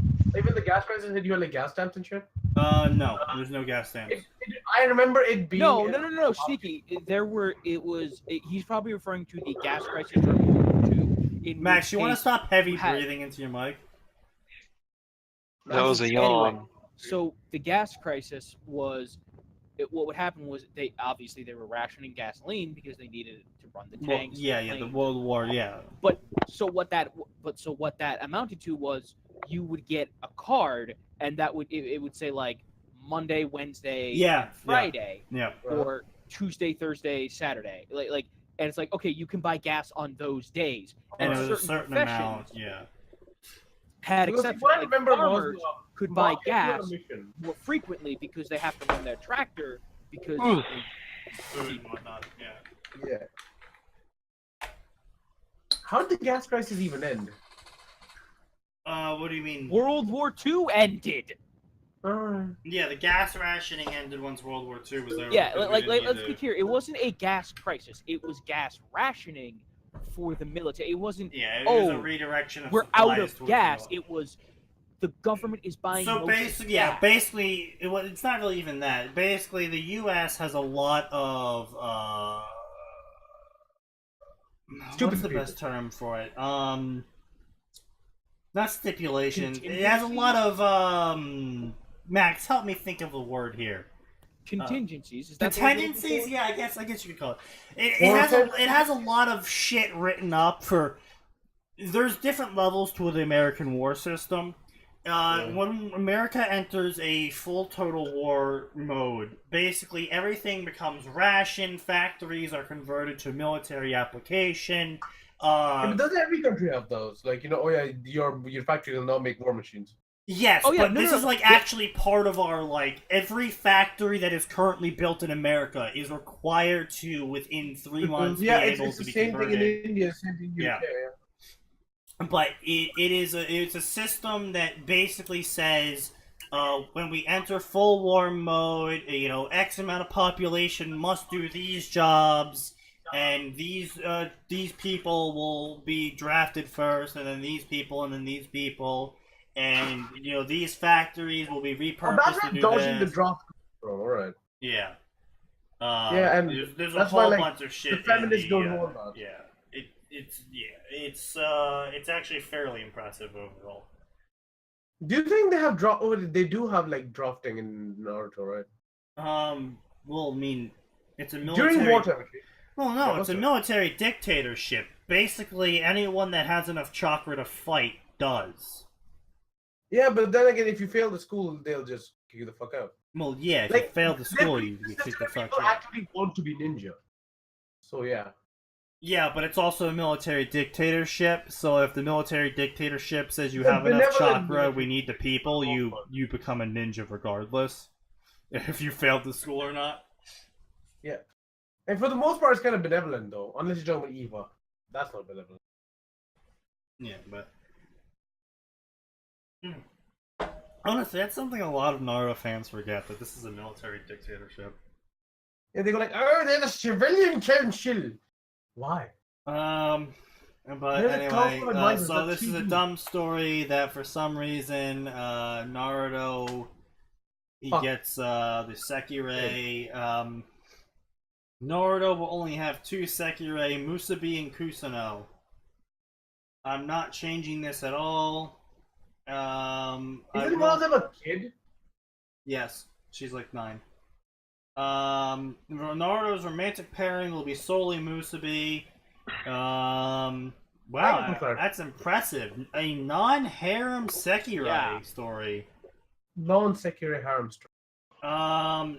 If only it wasn't so god-awful fusion trash. I hate fusions. I have seen 2, maybe, fusion stories that weren't god-awful trash. And fusion stories, now, don't get me wrong, they're all dead. Fusion stories are absurdly hard to write because there's just so much shit you gotta fuse together. There's a reason why people shouldn't write fusion stories. Because it's absurdly hard on the author to write a fusion story. Like, it sounds cool initially, like, oh wow, what if all these worlds were combined at first? And then you have to sit there and start writing, and you're like, oh shit, well this villain's plot would interfere with that villain's plot, and these magic systems don't exactly cross over too well, and hand wave this bullshit over here, and oh wait, that spell would actually kill this problem, and that renders that arc mute. Oh fuck, this makes the character too powerful, and if they have... It's a fucking train wreck. And I mean, I've only seen one fusion story successfully finish, and that was because it was barely a fusion story. what was it? Prime to Defend the Universe. It was Samus takes a long shot device and ends up in the Mass Effect galaxy. Okay. Not a separate dimension or anything. It's literally, she just travels galaxies. Which is completely feasible in the Naruto-verse. Sorry, the Metroid-verse. And it's actually... I will say, it's a long, extremely good story. Highly recommend if you like Metroid and Mass Effect. Unlike either of those. I do like Metroid. Yeah. Anyways, I was saying, multi-heroes can work out, but the thing is, you need to cherry pick your fandom. Yeah, we've talked about that before. You definitely need to pick very specific fandoms, because very few fandoms work together well. Familiar of Zero and Worm are two of the only fandoms that exist that work. I guess Gate and Thus We Fought There sort of works, because Gate can go anywhere, but it really ends up being a raffle stop almost no matter where you send it. But you gotta really pick what you're fusing together or what you're crossing over together, because shit, unless you're prepared to write a One Punch Man-esque story in which the main character more or less does not care about the villains of whatever story they're being crossed into, you gotta really be prepared to start writing that, because... Which reminds me, you know, people of fanfiction don't understand escalating odds. Yeah. No, they don't. They do not. Like, it's such a simple thing. I didn't understand it till like a week back, but I was like, they don't understand that. You wanna explain for the class while I pour some more of it? Huh? Elaborate, sir. Explain What about to what? the class. Escalating odds. Maybe sometime else.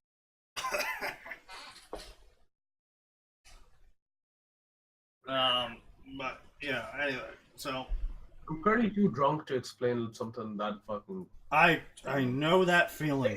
Like you would expect somebody to just just know what it means. Like Fair enough. like what it represents a story, because almost every singular But like so story many works people off it. don't.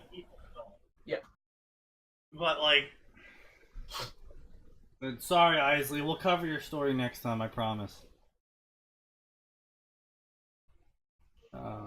We got caught up in our actual favorite pastime, angry ranting. Well, it's angry ranting combined with educational learning the jigs. Anyway, continuing on the rant of people that don't know how to handle crossovers. Another main problem I see in a lot of crossovers is, as someone once put it, Harry Potter gets a lightsaber, thus Voldemort gets a Death Star. Yep. Which is dumb. Well, I mean, obviously that's exaggerated, but it's the general concept of, because the hero gets a power-up from the crossover, thus the villain must also suddenly get a power-up so he can still stay the villain. Because the author usually isn't intelligent enough to actually come up with their own creative original content from the crossover. You don't even have to make a new villain. Just make this villain realize that the hero has this power, and then the tables have turned. So he plays from back foot, which Yeah. makes things a lot more interesting. Well, I was gonna say, what's the one where Harry Potter ends up in the Star Wars universe and he starts bringing magic there, and Palpatine starts learning magic? Oh, that's a Vim Vesuvius story. Magic of the Force, I believe it's called. If you go, No, it's the one where he takes in Ahsoka. Oh, where he takes in Ahsoka. Is that the Like, he Havoc takes side her of on the as an Force? apprentice. No, that's not Havoc side of the Force. That's a different one.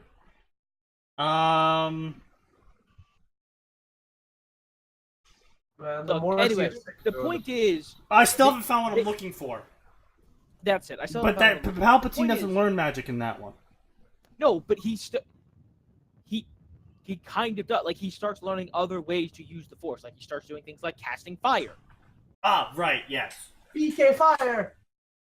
Yeah, but like they don't Next time, give then, I him a promise. Death Star. They just say, "Hey, look, Palpatine can do other things now." That's it. That's the only power up they need to give, and it The works Death great. Star is more of an exaggeration, but yeah, you get. I you understand it's an exaggeration, but I'm just saying it's entirely possible to give the villain something else and to power them up without it being ridiculous, Yep. which I mean- most of these authors fail to do. I mean, in an instance of Star Wars Harry, so say this takes place on the Harry Potterverse, and Harry gets inspired to make a lightsaber from the Star Wars franchise, and he makes the lightsaber, and Voldemort shows up and is Voldemort, and Harry's like, haha, I'll use my lightsaber, and obviously because he hasn't trained actually fighting people with a lightsaber, he gets his shit kicked in, and Voldemort's like, wow, that's actually a pretty neat thing. I'm just gonna take this and wander off and learn how to use this thing. Lol, peace out, bitch. And then Harry's gotta make a new lightsaber and actually gotta learn how to use the lightsaber because now Voldemort has a lightsaber. Because the hero made a mistake. Yo, that's a good progression. Yeah, okay, think about it this way, right? Okay, now people seem to not realize that the hero-villain dynamic is a dynamic. Things change when you stack one side, like the author one side. The other side will have to adapt. Will have to, learn to do new things. They're like, oh yeah, I made Naruto powerful. Now Madara is Madara. He will not change. Yeah. No, he will. He'll not, like, if you make Naruto like God levels of powerful, when Madara sees him, he'll be like, okay, shit, I should think of a better way to fight that dude instead of trying to drop a meteor on him while fighting another 100 dudes. Well, I mean, not only that, if it's like, let's think of something that could possibly make Naruto stronger.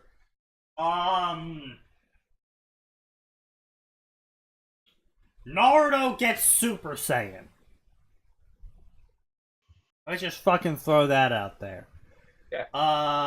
Madara, obviously, we'll find out about that. Madara is more than familiar with genetic therapy and all that bullshit because of the whole Zetsu clone thing.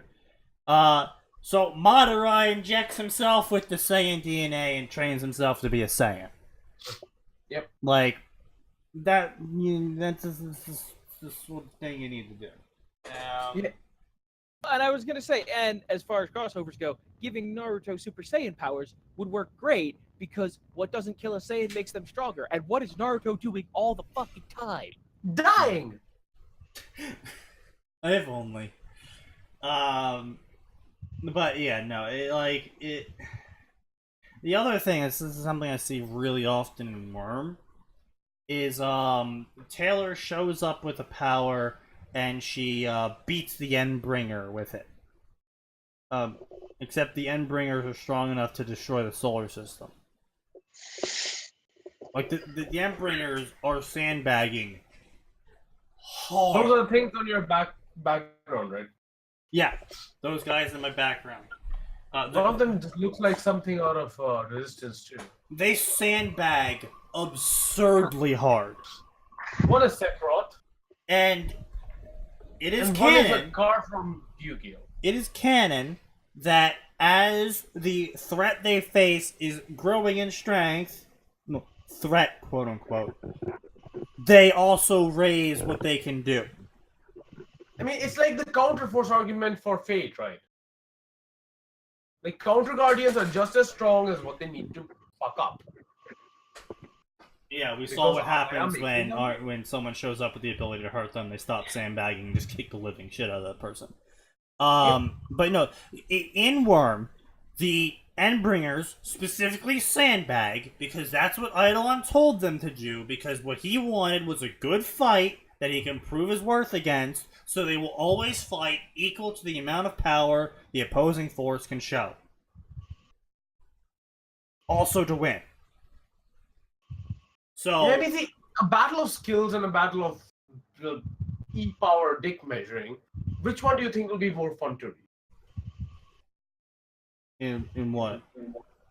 In anything, really. Like, okay, if you want a 1v1 battle, any 1v1 battle ever, what would you like? Like, imagine the climactic battle, final battle of the series, alright? You've set this up. You've got these two fucking opponents. Would it actually be worthwhile for it to just be a curb storm because LOL powerful? I mean, it really depends on how you set up the series. If you're gonna go with the One Punch Man style, That's a comedy thing. I'm talking about like a shonen. Like a general shonen. you could make the argument that One Punch Man is also a shonen. I'm talking about the general shonen, not like I'm one-off. aware, and what I'm saying is, if this is supposed to be an original content, All right, this is going nowhere. I'm gonna go get dinner. yeah, you do that.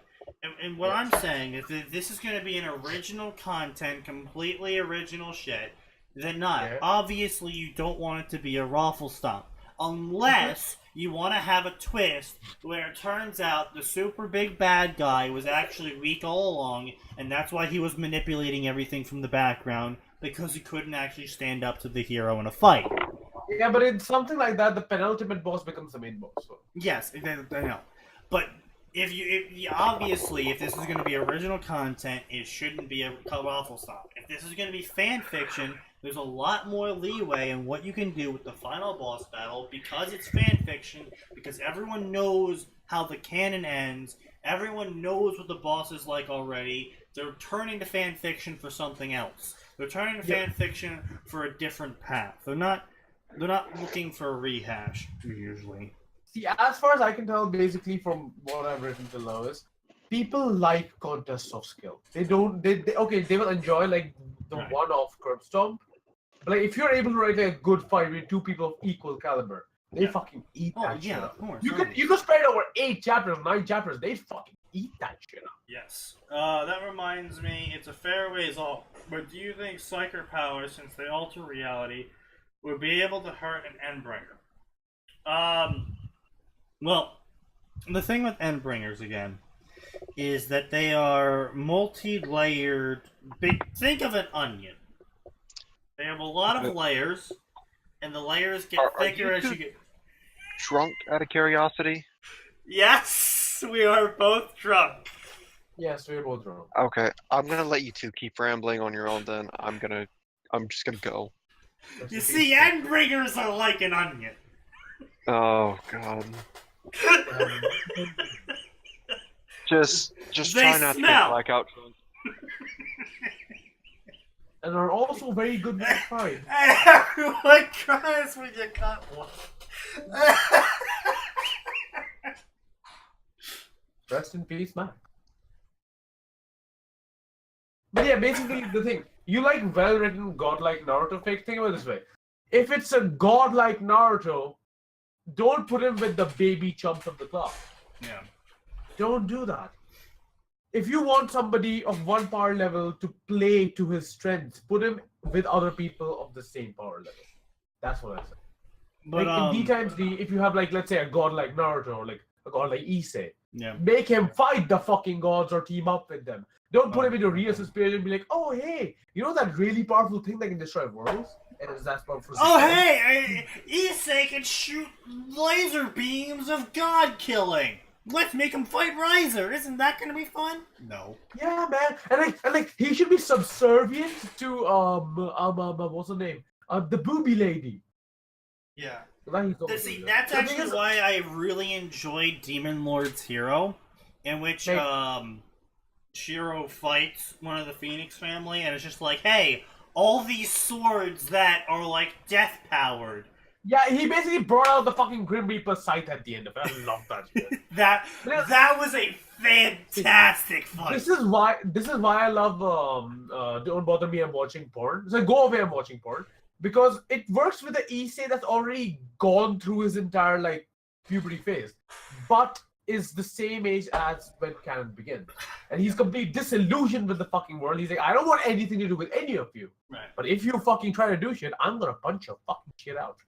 You That have makes to sense. be You more have like a specific. maverick character then. He's Booty belligerent Lady outside the sums up a scale. lot of women indeed, I'm saying. Oh shit. What did I call? Oh man, I wish I remember what I called Rias that one time. The enabler? No, Something weirdo? the person whose only personality trait was large breasts or something like that. And red hair. Don't forget the red hair. I completely But forgot. see, to be honest, she still has more personality than the lollies. Yeah. Multiple. I mean, I've seen several arguments for Ophis being a mentally challenged lolly. Yeah. Mentally, as they call it. Anyway, as far as your question goes, Isley, with Psyker powers hurting an Endbringer, you really can't hurt an Endbringer. The only time you can hurt an Endbringer is if you strike their core, and striking their core kind of kills them. So there's no real hurting an Endbringer. It's either they're alive and kicking the shit out of you, or they're dead. Like, there could literally be like an amazing fic where basically, I don't know so much about these Endbringers, of course, but it could literally be Endbringer versus Endbringer. And I know they would never fight under normal canon laws or whatever the fuck. But you don't know, the Endbringers never fight under considering you're canon. setting up this thing that they're always as strong as what they fight, these people would, and that they generally are as strong as each other, they would have to rely on out fucking up each other's minds to win. Well, see, that's the problem, though, is Endbringers don't have minds. Well, they sort of do. They have to have some kind of consciousness. No, Endbringers are closer to. I mean, Sephiroth looks like the dude enough. Endbringers are closer to golems than anything else. At least the first two. At least the giant rock guy and the water dude. They're more like golems. Basically, they like Griffin.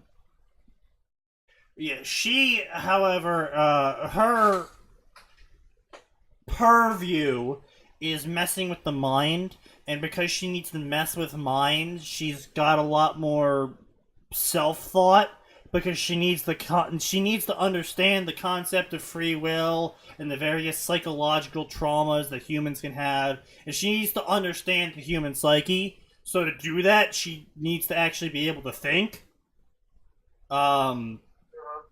Because her whole shtick is massive mental time bomb trauma. Alright. So yeah. And the other two, one just shows up and blows up shit, and the other one sinks cities. They're not really complicated.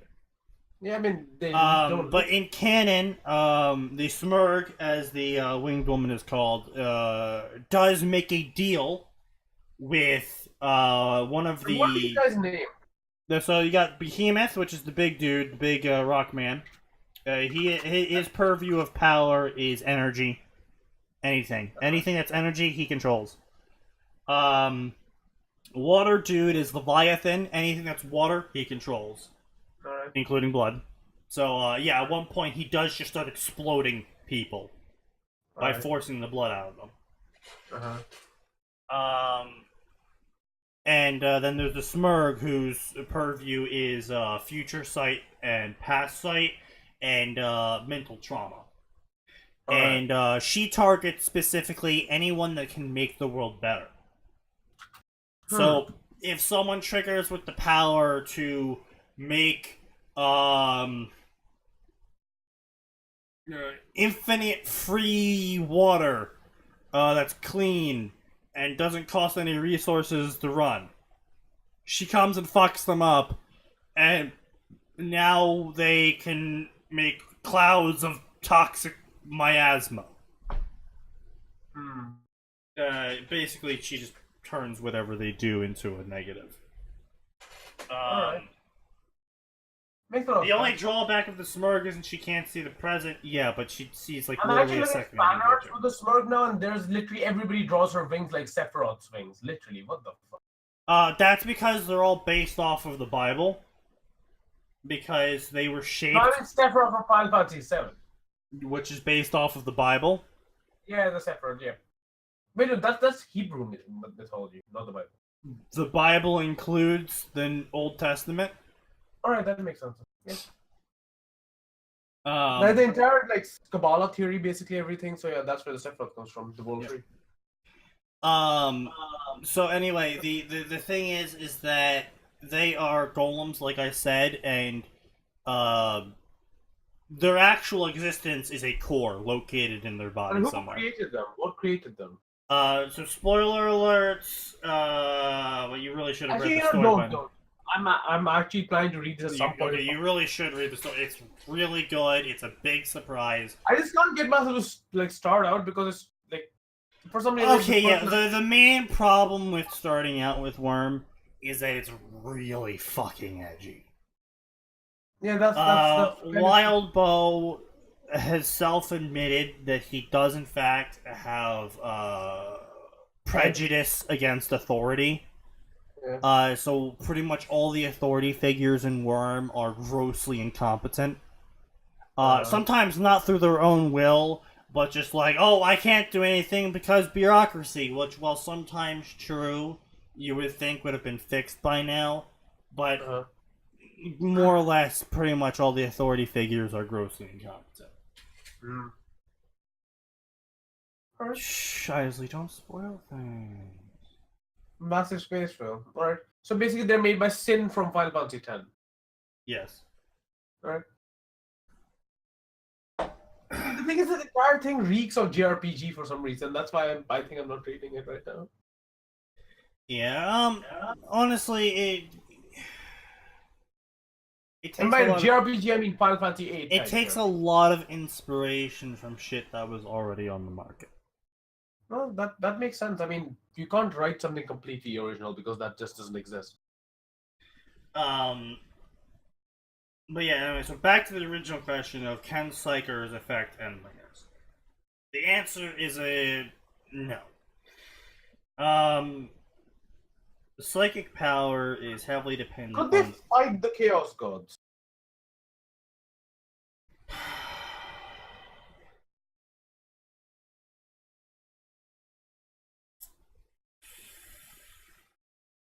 Oh. Oh, nice reply. It's hard to say because the Can they fight the Chaos Gods can corrupt a lot of things, and they actually have a wide range of shit they can Can actually they fight Dio from JoJo? easily. Can they fight that one stand that destroyed the fucking world and rebuilt it? Like, you don't understand. They can literally, each of them in their own way could annihilate the entire solar system. To explain to you what that thing did, that stand, the one I'm talking about, I forgot its name, I think it's something experience. It removed the cosmos from existence and then rebuilt it in a different way. So, yeah. Anyways, yeah. Move. Okay, so to give you an idea of the level of sandbagging they're doing, Yeah. Leviathan usually keeps his water affecting range of like about a mile. He can actually feel literally every person on the planet, and if he really wanted to, he could literally kill every living thing with water inside it instantly. Makes sense. Uh, And this thing has to fight a girl who controls bugs. yes. And the girl wins. No. So the story ends there. No, see, the Endbringers, have an objective every time they attack. Alright. Behemoth attacks energy projects, so nuclear power plants, oil fields, So these three, their only job is to make sure that people don't progress. Yes. That's kind of stupid. Kill the fucking space whale then. Time to go fight. Well, you should read the story If and find out. you control bugs, you've already got half the powers in the world, basically. You should read the story and find out. Yeah, important But thing a about bug- Worm, MC loses often. Oh, that's okay. As long as see, my issue with things where MC loses is when MC loses in a cutscene, and that's very much video games. Yeah. The thing is, what else I hate is when you build your MC into this gigantic fucking badass who's like a god on one side and fucks bitches for breakfast, no, and then he loses to like a tier 2 character. That Yeah, no, doesn't- you don't have to worry about that here. It is very much, oh wow, I didn't see that coming sort of shit in a positive way. Alright. Well, let's see if I can get through the miles of edge. Yeah, once you get past that edge part and the teenage drama stuff right at the beginning, you start, the ball starts getting rolling and it starts getting good. Anyway, so Leviathan attacks coastal cities, which are major for trade, and the Smurg, like I said, attacks anyone that can make a difference. Alright.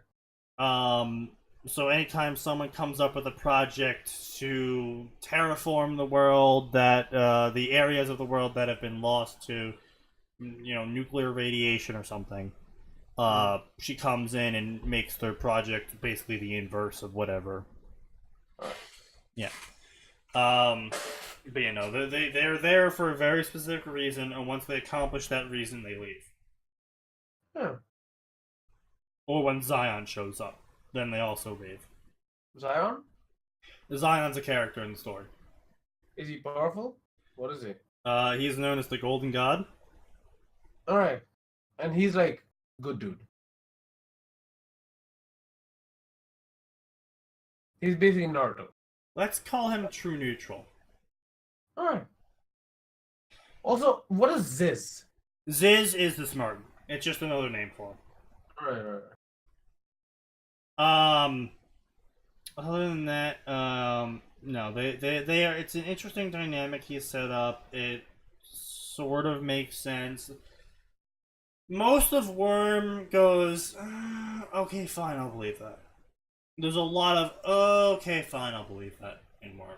Alright. Like, the thing is, like, the monster in the middle of your screen, like, that Leviathan thing, I'm actually planning to, like, kind of create a grim model around it for, like, my fic, but, like, that's, like, 7 chapters. Yeah. It's good to know that it has powers over water, because that actually confirms my theory of what I'm creating. Yeah. But as far as, again, Psyker powers go versus the Endbringers, could the God Emperor fight them? Probably. The thing is with Endbringers is, like I said, they don't really exist. They exist around their core, and the closer you get to their core, the more dense the material is, so the harder it becomes to cut. And the center of their body, where their core is located, has the density of a star. So it gets really hard to get to that part. Yeah, makes sense. And you would have to be a very powerful psyker to affect that level of mass. If you can affect a star, yeah, if you were a psyker that could affect stars, you can fight an Endbringer. Basically, a Catan would fuck these people up. Yeah. But then again, that's a Satan. It's literally a star god. The reason I asked is due to the fact that Psyker powers can ignore things like how thick an armor is.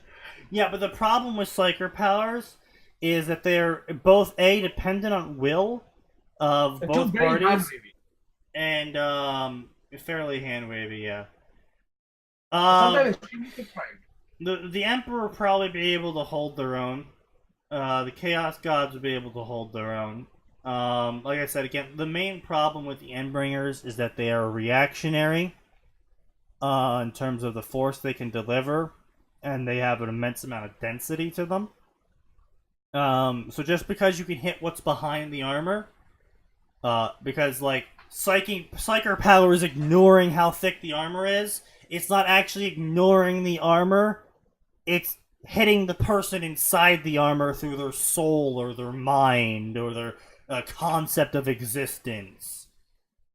Yeah, so basically just put Dr. Manhattan into this world and they're fucked. The problem with the Endbringers is their existence, their actual bodies that their core connects to, are literally the size of planets. That must make them like really hard to like navigate. So, like I said, if your Psyker powers can affect a star, you can fight an Endbringer.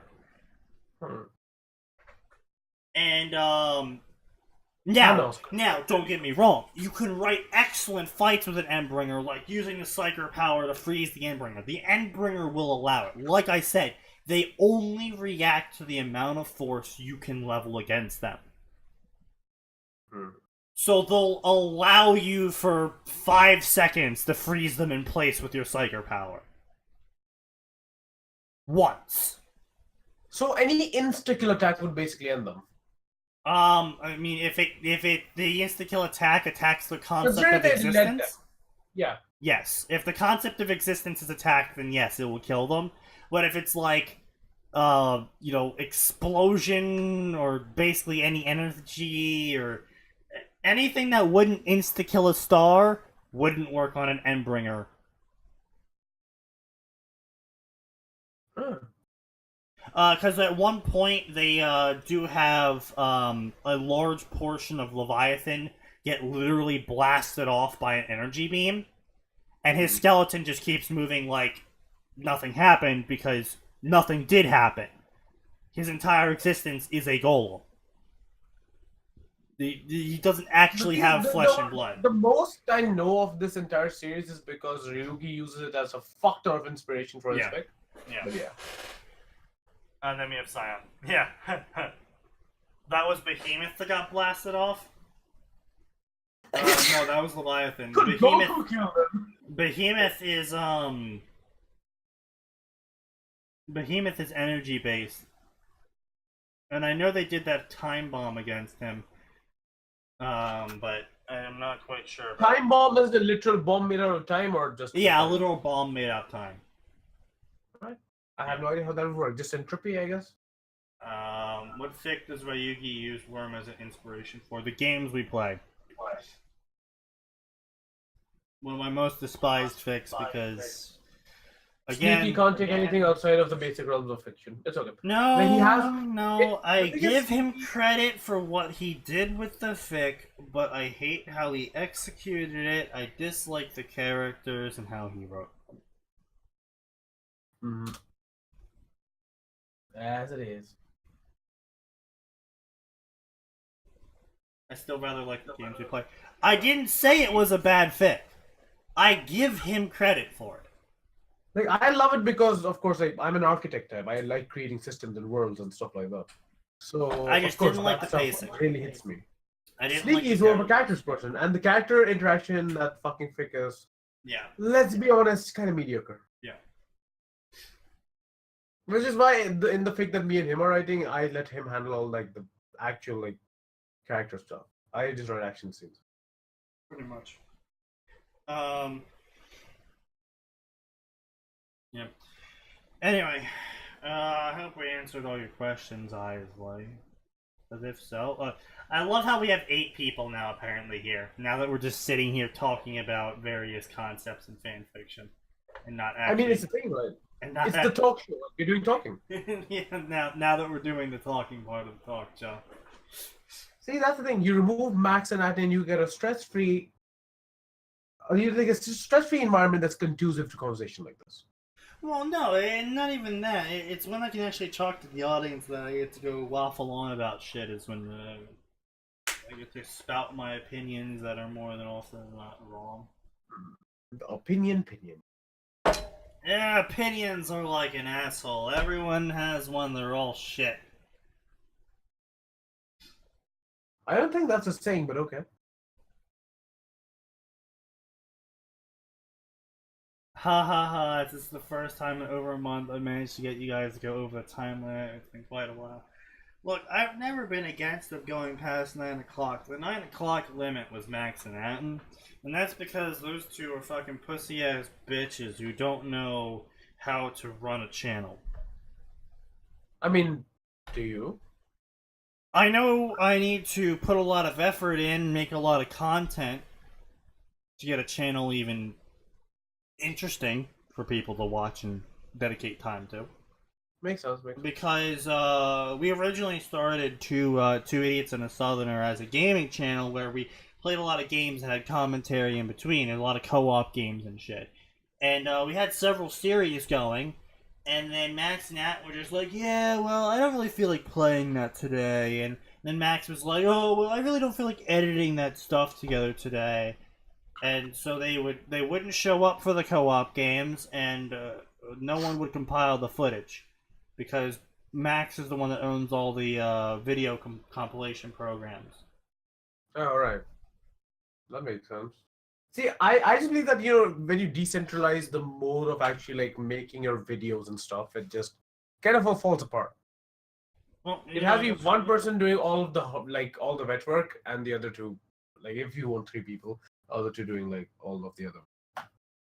I mean, I was the one managing literally everything else about this account. Atin was the Like, limpet. In my case, like, I just made my account. I did, like, 2 speedruns and a challenge run, and in a month I was affiliated. Yeah, Like, no, I get you. My main problem is when I play a game, I typically just want to sit back and play the game and not have too much commentary on it. And the games I'm totally fine with having a running commentary for, I can't stream. Yeah. Like what? Parody. Well, no, like Deus Ex and Who says you can't stream Deus Ex? my computer can't.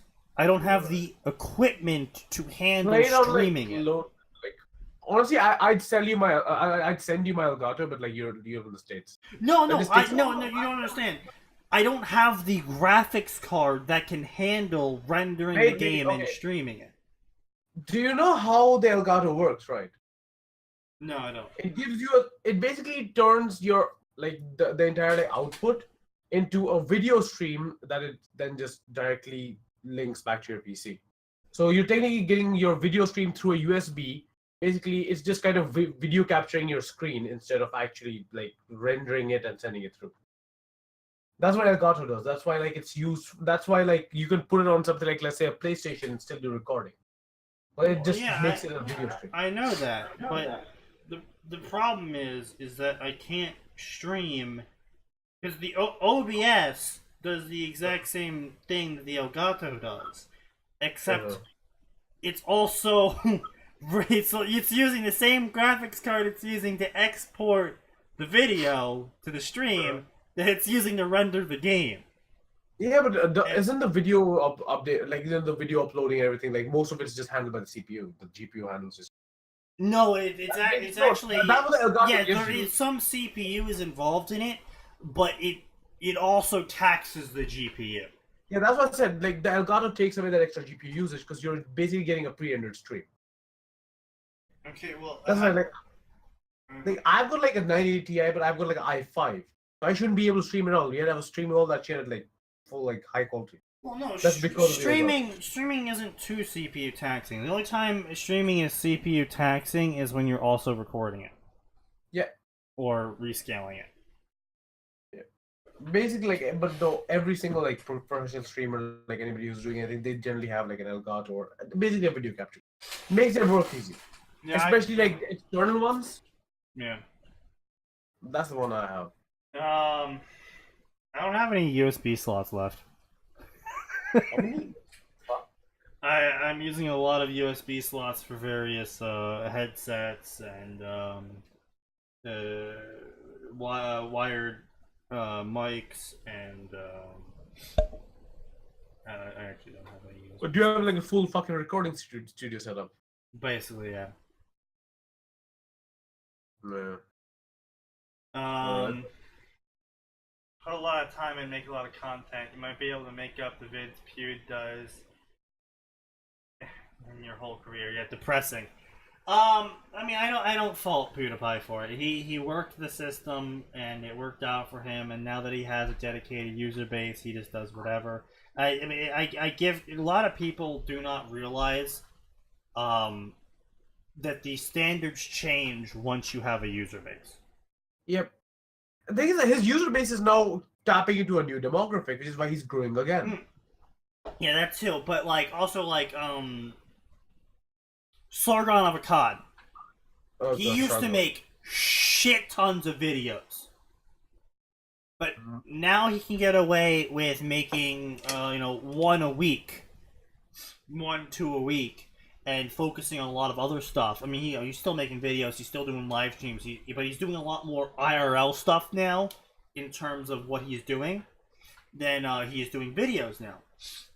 And that's because he has a fan base anymore. Like, he doesn't need to work every single day to grow that fan base so he can get the views he needs to make it a living.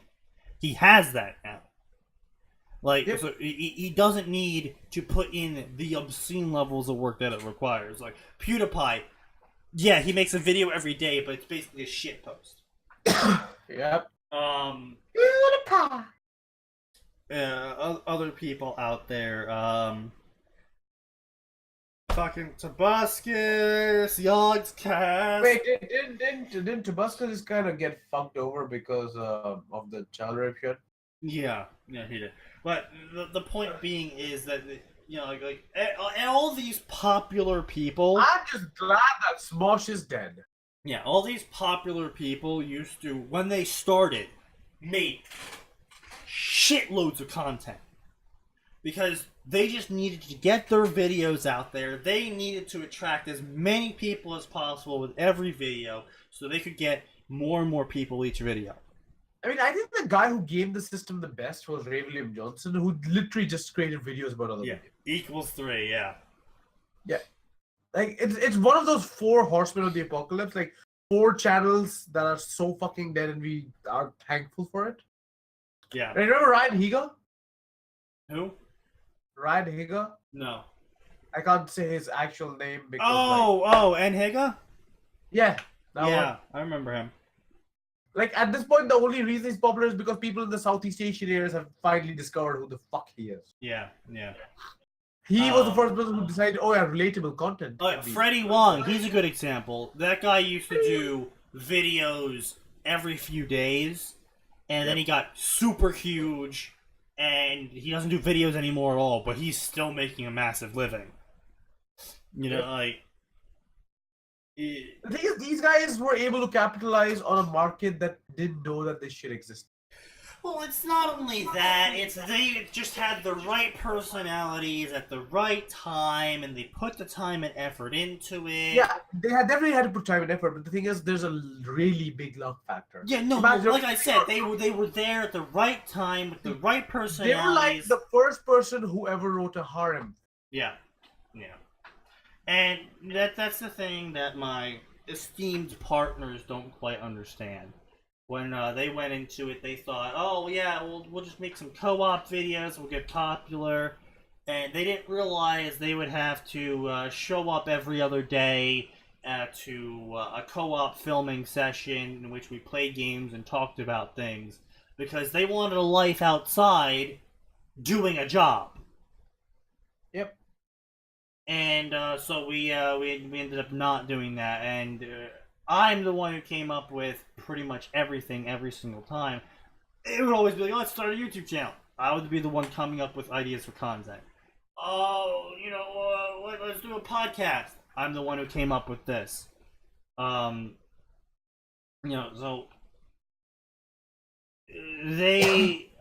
I wanted to do a Monday podcast. I wanted to do a Tuesday podcast. I wanted to do a Wednesday podcast. I wanted to do a shit ton of content every day for several hours a day that was a variety. So not fan fiction every day. No, Mondays would be news or something. Wednesdays could be shit posts. Or Thursdays could be stories. I just wanted to do a constant stream of content to get a wide viewer base going. The only issue with your wide viewer base thing is it's such a limited demographic. I know. Most of the people on fanfiction don't want other people to know that they're on fanfiction. No, but the thing is though, the fanfiction contempt theater thing wasn't supposed to be the thing that got us views. Yeah.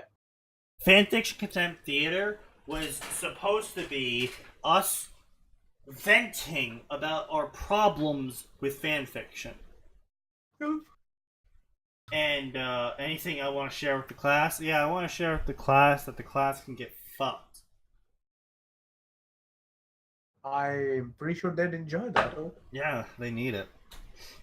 Yeah. I could point out one more person who does, but okay. Fuck you. But no, it's the idea was to talk about news, to talk about politics, and Max was the big one pushing against having a podcast with politics in it because he's like, oh, I don't want to upset people. I still want to get. Surely you could have that, but you'd have to the thing is you'd have to censor yourself, and that just ruins the point of it. What do you mean? The thing is, unless you're already big to a certain extent, unless you already have people who go along with what you say, you're basically inviting thousands of people to downvote your shit. And the thing is, right now, the smaller channel, you get enough reports, you're done. That's true enough. You need to build a community that will support you first, and Well, that's what I was saying, Isley, is Max was like, oh, I want a real life job. I don't want to be associated with political things. And you know what?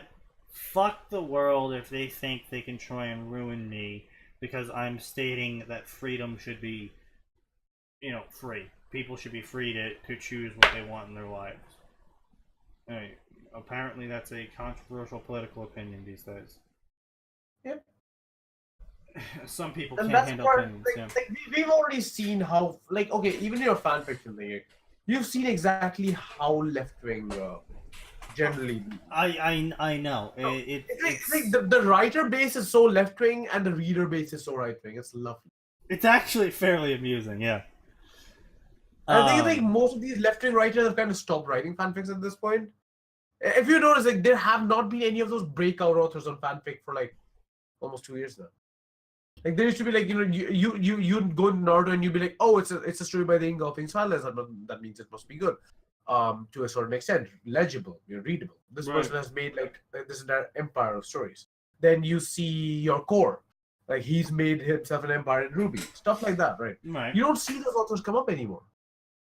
Well, that's because they all have writing jobs. I mean, no, it's authors like that. So, yeah, true. Yeah. So wait, The thing is, why fanfiction are you saying that? Why do you think they don't show up anymore? I don't the thing is there's a stigma associated with fanfiction now that That's people true. go oh yeah, it's a fucking waste of time and shit like that. I'm just do you know how many writers get sourced from this place? Oh yeah, holy shit. 10 or something of, I mean, as awful as this is, 10 or something of Mass Effect Andromeda's writer team, about 5 to 10 people on that team were previously fanfic writers. Yeah. It is a thing they pull talent from. It's not even a joke. I have been I've been scouted out twice now, and out of that I've gotten a comic book deal, and I'm probably gonna get a book deal soon enough. So yes, it actually, and I'm not even a big author. I'm a medium-sized author at best. The amount of shitty content you encounter, yeah. It's actually funny, Isley, is I've taken the political compass tests before. I'm actually left-wing. The thing is, you're left-wing by the definition of the left-wing. I know, that's what I'm saying. According to the political compass test, I am a left-wing libertarian. And it's immensely amusing because, according to everyone else, I'm alt-right.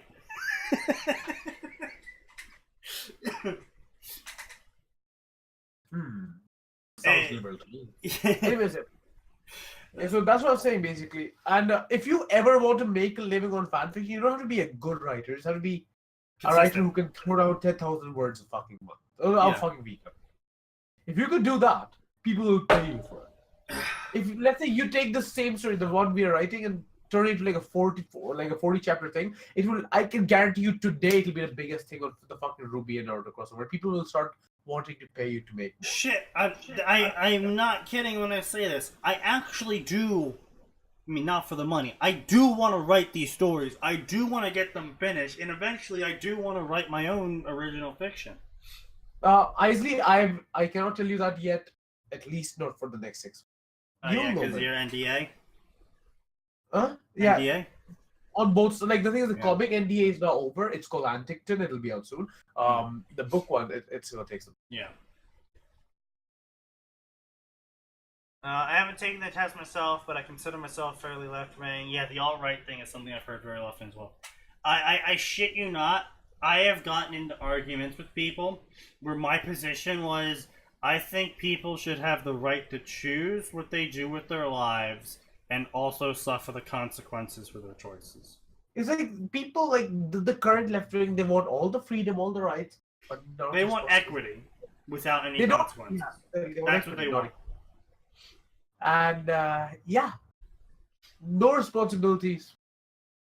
Give us money because we're starving, not because we have any usable skills. It's something I've gotten to. I've actually gotten into real life parking lot arguments with people before. Did you punch the parking lot? No. I'm out at a burger bar. I'm talking to a friend. We're talking some political talk. A 7 out of 10 woman comes up, starts talking to us, and we're talking political stuff. We're having a good time. But near the end, we start voicing our opinions on nationalism, border control, that sort of thing. And her position ended up being that people should be allowed to enter a country with no consequences and no logging, and no monitoring, no submission to the government of that country, no notification. But they should also get all the benefits of living in that country without Exactly. paying the taxes and stuff. And I was just like, that makes no sense. And it's actually also like all these people are like, oh, but think of how I've heard this argument before. Think of how awful it is to live in Mexico, for example. It's like, okay, don't you understand why they want to come to the U.S.? Sure. But shouldn't they fix Mexico? I mean, can they? Not anymore. But the problem is that the way immigration works in the U.S., we're draining other countries of their intelligent people. We're draining other countries of their movers, I guess you would call them. The people that would actually go out and make a change. And this is bad, actually. This is bad for the other countries, because you're removing the people that would make a difference in those countries. And so the countries are going to get worse. And that makes life worse overall for a lot more people. And so if you're going to argue from a humanitarian perspective, humans work best when... The USA's entire thing has been poach all the talent. Yeah, but pay well for that's it. what the U.S. So does. Want to be poached. Yeah, I know, but that's what the U.S. does. And my argument is that maybe the U.S. shouldn't be poaching the talent. Maybe the U.S. should be a lot more selective. Maybe the U.S. shouldn't even be allowing immigrants right now. I don't know. I'm not an expert. I'm not a political scientist. I'm not an It's immigration more about scientist. them developing the infrastructure to make their own talent worthwhile. Yeah, I know, but that's... Do you know, in Scotland, kids get paid to go to university? Yeah, I know. I never approach any political argument as an expert, because I'm not an expert. I do not have the solutions. See, to put this into context, I am an Indian in Scotland being paid by the Scottish government to study chemistry. Razor Fist does make good cases, yeah. Humans work best when they think they're forced into a corner. If the people in Mexico, if the people in El Salvador, if the people in Guatemala think they can't just escape to the U.S., if they know, at least in their minds, whether it's factual or not, that they are stuck in Guatemala for good or bad, you can be certain as hell some of those people are going to start making change to make Guatemala better. Like, currently, the entire ideal of USA is so fucking... Okay, in third world countries, let me talk about India, right? It's like this. An Indian father can brag to his parents if his son gets a job in a McDonald's in the USA. Because he's in the USA. Yeah. There's not a fucking joke. You become prime marriage candidate. You get like shit tons of money in dowry if you just live in the state. You got a green card? Well, fuck, I'll marry you for a green card too. I got a lot of flack for not liking a segregated graduation event at a university. Yep, that's the thing. Yeah, it's the right kind of segregation. Yeah, no, it's. I just think. Like I said, I am a libertarian. I am very much of legalize all the things, set some fucking health regulations on it, and just move the fuck on. People are gonna live their lives, whether that's shooting someone, stabbing them, blowing up a building, or doing a shitload of drugs, or having sex with 20 people a day. They're gonna do it whether it's legal or not at the end of the day. Yeah. Yes, laws are nice and good for making sure there's punishments to discourage the behaviors. Yep. But at the end of the day, if someone really wants to get high, trust me, they're gonna find a way to get high. And the best way to make sure that they stay safe and that there's no underground markets or black markets eroding away at the government structure of a local area is to make it legal. Make it legal and taxable. And then you'll make a shit ton of money off of it also on the taxes. Plus, But- you're already like letting a new industry be formed. You're creating jobs. And the other thing is, there is a section of the population that does it because it's illegal. So if you make it legal, oh, well, I'm doing crack. Oh, yeah, fucking so, it's legal. I mean, let's not make crack legal, but you know what I mean. But they're gonna do it anyway. Like I said, add health regulations to it because there is significant problems with homemade crack beyond normal cocaine. There is significant problems with it. Like Are you saying we should legalize cocaine? I am saying we should legalize heroin, cocaine, whatever the fucking drug you want to take. No, the conditions that some of these drugs are made in are awful. Yeah, we should regulate the conditions in which, like, the way they're made. Like, you know, like how do you do health and safety standards? That's what I'm saying. That's what I'm saying. Just legalize it and be like, okay, you have to create the drugs in a clean environment using pure chemicals, no bleach, no buying Clorox from the store. You actually have to use. A disclaimer to it. Yeah, like you use ammonia. Make sure the people know the side effects, and if they still want to do heroin at the end of the day, fucking go for it. The best thing is, you could literally then legally make them sign a waiver that if they do this, their health insurance, blah blah blah, ABCD things, are no longer applicable to them. They'll be willingly making a choice to surrender so much money to the fucking government in case they do fuck up somewhere. They're paying to buy it. Let's say their health, like their health insurance, everything is void now because they've had it. Then they fall ill.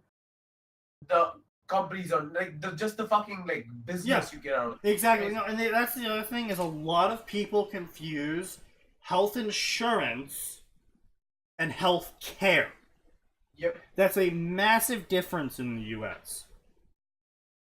No, we don't have that here. We just have like health insurance. Like, In India, the NHS isn't health insurance. The NHS is government health care.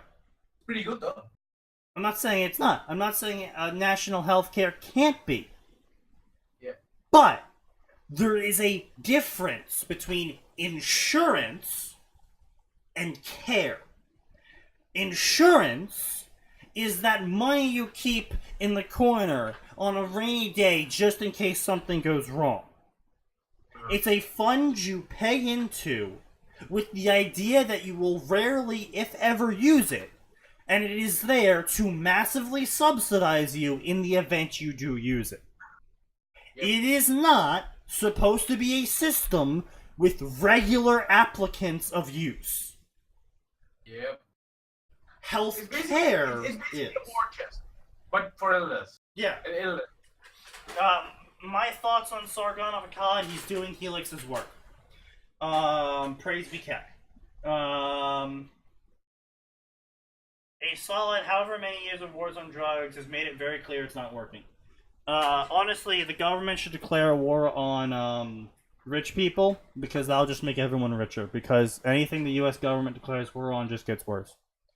I mean, the top 0.01% of the people on the planet have more money than 3.1 billion people under the poverty line. Yeah, but the average citizen of America has more money than like 75% of the world. Yeah. Um, That's because of non-ethical consumerism. well, yeah, no shit. Someone's always gonna get the short stick. If That's some the beauty of it. Capitalism is such a beautiful fucking thing. If you're on the right side of it. No, I mean, even if you're on the wrong side of it, like, there's people in the third world nations, yeah, they're getting fucking shit pay, but shit pay is a lot more than nothing.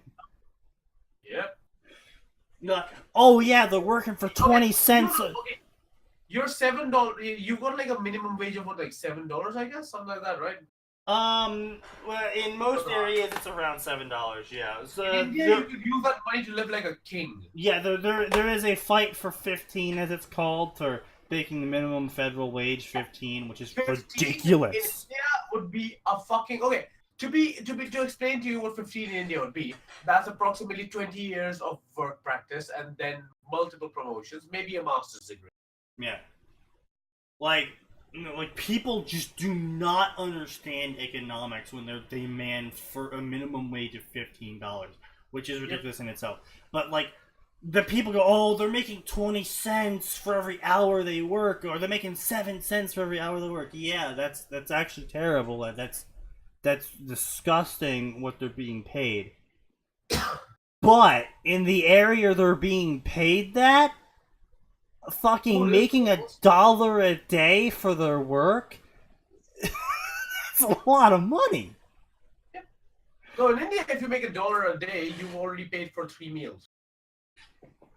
Yeah, like, so, like, just because it's expensive in the US and you couldn't live off of 20 cents in the US doesn't mean those areas that are getting paid 20 cents doesn't mean that's not a livable wage. Yep.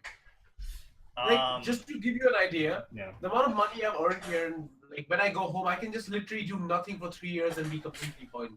Yeah. Live The market would adjust. Yeah, that's the problem with the universal basic income idea and the minimum wage idea. The more money the general person is guaranteed to have, the higher the prices in the area it's going to be. And so if you have a universal basic income where like everyone gets $100 a week, okay, well now everything costs $101. Yeah. Because think about it this way. You get 15 pounds. Let's say, okay, so you do a different job. Imagine somebody who's working to, let's say, make the food you're eating.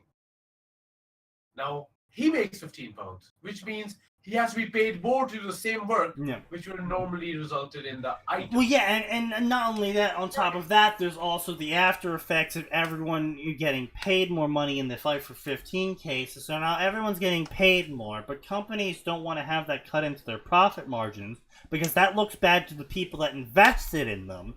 So now they have to make more money somehow, and how are they going to make more money? Charging more for the end product that they create. Exactly. So not only do you have an increase in prices because of labor cost rising, you also have an increase in prices just because they need to make more money. Well, I mean, that's the same thing. So if not only do you have rising prices because of the labor charge increase, you also have rising prices because of the guaranteed pocket money the average citizen's going to have. Yeah. The more they have, the more you want to take away. The more they're willing to spend. Because, you know, so if you walk into a store and you have $30 and something's $1, you'll be like, I can afford that. Yep. If you walk into a store and you have $300 and something's $10, I can afford that. It's the same item. Yep. Because to the human mind, it looks like it costs way less than you have in total, you will pay for it. Yeah. And that's one thing that people seem to not realize. But then again, I don't blame. Consider who these people are who are like asking us $15 Yeah, no, I don't blame the majority of people for not understanding basic economics. It's a fairly complicated thing. You actually have to read up a lot about it. You actually have to study shit. It's something that you don't just learn on the side as a normal person. But now, you do learn bits and pieces of it if you have to pay taxes. You do learn bits and pieces of it when you buy a lot of things, like when you're moving or buying a home or something like that. You see a lot of the people that do the whole fight for 15 thing, they either live with their parents or they live in an apartment. Yep. That likely came with stuff already. Yep. So they likely have never made major purchases in their lives. So they don't really know the whole money balance thing. And I can't fault them for that. I'm not gonna fault a country for doing so well. A majority of people don't need to learn basic economics. But the thing is, you still need to have at least somewhere in the back of your mind, when you're asking for $15, you realize that everybody's gonna get $15, which means things are gonna cost more to make. It's the simplest thing. It should at least go through your mind once. I mean, not many people are too concerned with that sort of thing. Though. Not too many people ponder that sort of thing. That's not the average person's pondering thoughts. The average person's pondering thoughts of what are their friends doing today? What are they doing today? What are they going to eat for dinner? What are they going to spend their paycheck on? What are their favorite celebrities doing? What's Facebook like today? What's their favorite Reddit doing today? They're not thinking about the cost pay balance economic scale. That's not... I mean, sure, they don't do that generally, but when they're picketing on the roads with boards that say, everybody should get $15, then they should at least give it some thought, right? Well, you would hope that, but then again, those sort of people are now consumed by a religious ideology. And that really what it is at the end of the day. People have replaced, in this current day and time, this is what communism is trying to do. It's what communism succeeded in doing in places like North Korea, in that they've replaced gods and goddesses and various religious worship figures with the state. Yep. And America, the idea of the American dream. When you do that, when you replace the state as the new god, figuratively speaking, you don't put thought into economics because the state will handle it. Because the state is all powerful, the state is all knowing. Why would you need to think about that stuff? The state can handle it. And that's where most of the thought process is. The state will handle it. So. But that's the same thing, right? That's like thinking, remember when the 2008 economic crisis happened? Yeah. The entire thought, everything before that was the banks are too big to fail. You just kind of go this one nebulous authority that we have entrusted our future and well-being to is not going to fail because it's big. Yeah. I can never blame someone for not comprehending the sheer size and numbers involved. And it's very easy to understand why the average person would be like, oh, well, that's just too big to fail because they've been around forever, so why wouldn't they be here now? The human mind isn't generally not inclined to think of that sort of thing. That is distinctly in the area of higher IQ people. That is a distinct high IQ. You understand Rick and Morty. No. And I know that in this day and age that sounds fucking just so like, oh, you need a high IQ to understand it. But that is genuinely people with above X IQ think about this sort of thing. I honestly don't think it has anything to do with IQ as much as people going like, okay, yeah. Like, just aware. People who want to be aware of stuff. Well, no, I mean, I know people who aren't the smartest people that I know, but at least they're aware of this because it's supposed to be. Well, I didn't say you can't be aware of it. I'm saying the average person isn't going to come upon that concept themselves. No one of the average IQ generally wakes up in the morning and starts thinking, wow, my milk cost a bit more today. I really wonder if that's the effects due to the tariffs caused by... No general person thinks about that. They're gonna see their milk cost more and be like, fucking my milk costs more. They're gonna see their gas cost more and they're like, fucking my gas costs more. And that's what leads to a knee-jerk reaction that pay us. Yeah, they aren't gonna sit there and think about why their gas costs more. They're gonna sit there and be like, fucking my gas costs more. I should get more money. Give the world 10 more years. We will actually run out of economists. We're going to run out of like the popular jobs, the engineers, the economists. They're all just going to be gone.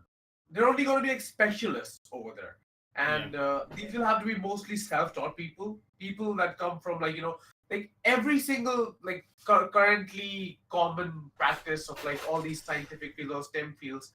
Generally, the people who are making the best out of them are people who expand their knowledge and repertoire in their own time, right? People are less and less willing to do that. Nobody wants to learn like proper programming because they're like, oh, it's too hard. People just learn whatever the fucking shit on Stack Overflow is. Yeah. And make it. Yeah. Well, I mean, it's like the saying goes. It's like the saying goes. Okay, Sneaky. Yeah. I know professional programmers who can't do a for loop without using Stack Overflow as a basis. Professional master's level programmers. Really? Yes. I asked him to implement a very basic loop that I could have done myself, except I was working on a mock-up side by side, so I couldn't do both things. And he's like, okay, give me a second. Opens up Stack Overflow next to me to look up how to make a for loop. Honestly, don't get me wrong. I've coded in C++. I've coded using Microsoft Script. I mean, yeah, obviously I looked it up the first time, and I mean, usually if it's relatively intuitive, I could probably get a for loop out, and I'll probably do it wrong. I'll probably do it in a way that costs extra resources, but goddamn, will it loop? I didn't even need him to optimize it. I just needed it for a prototype. Yeah. No, I know how to make loops. I know how to do that sort of stuff. I don't claim to be a good person. You know the whole American thing before, we had these, this kind of shit?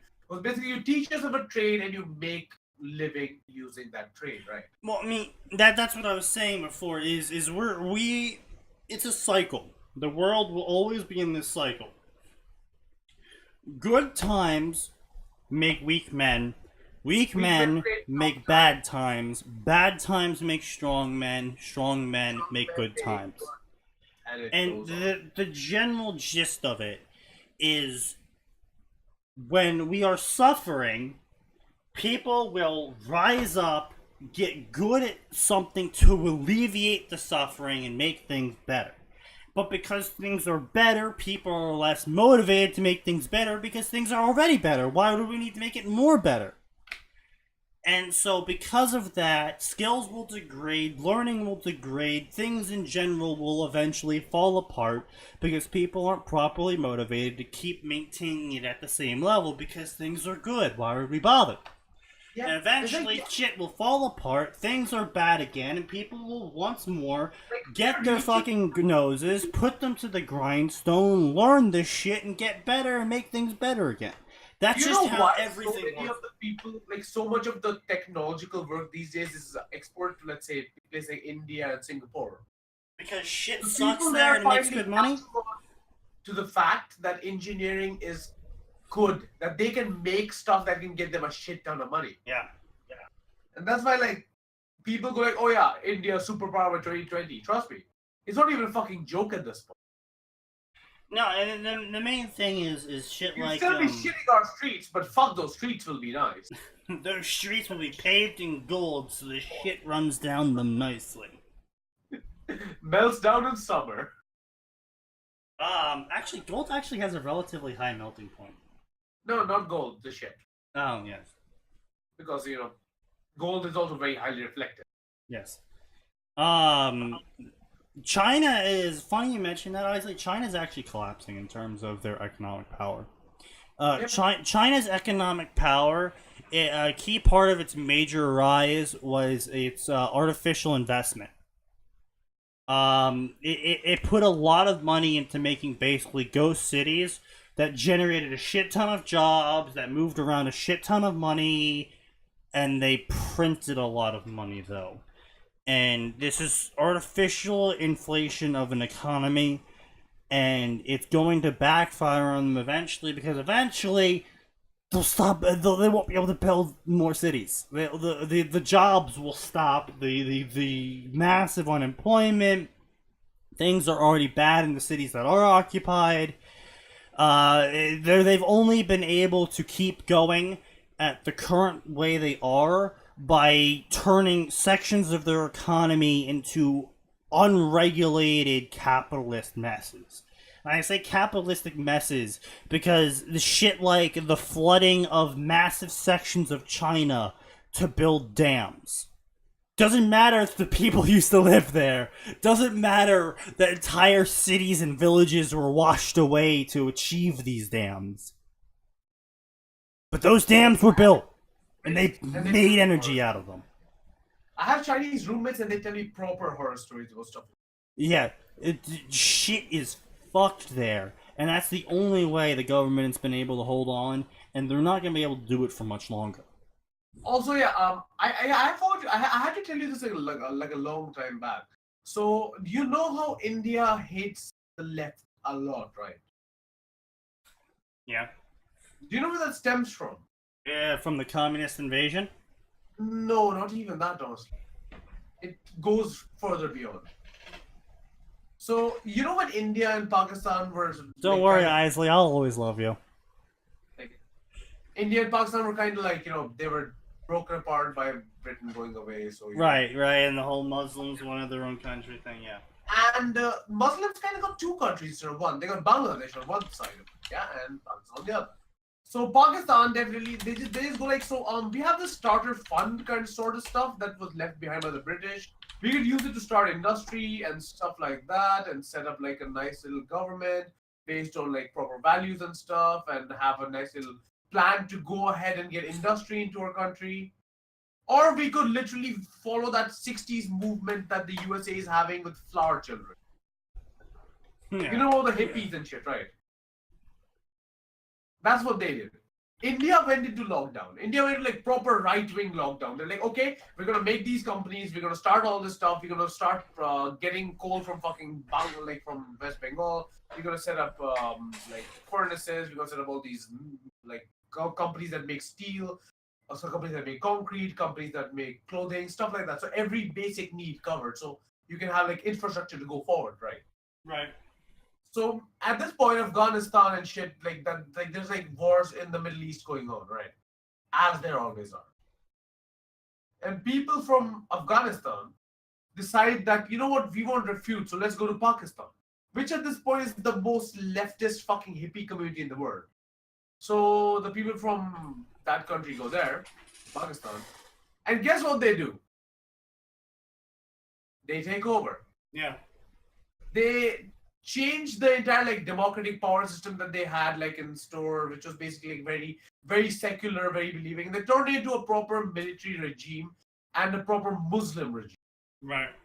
Right. And then they go like, yeah, so more people from Afghanistan are coming, we need more place to stay. So what do we do? And they're like, hey, let's take over India.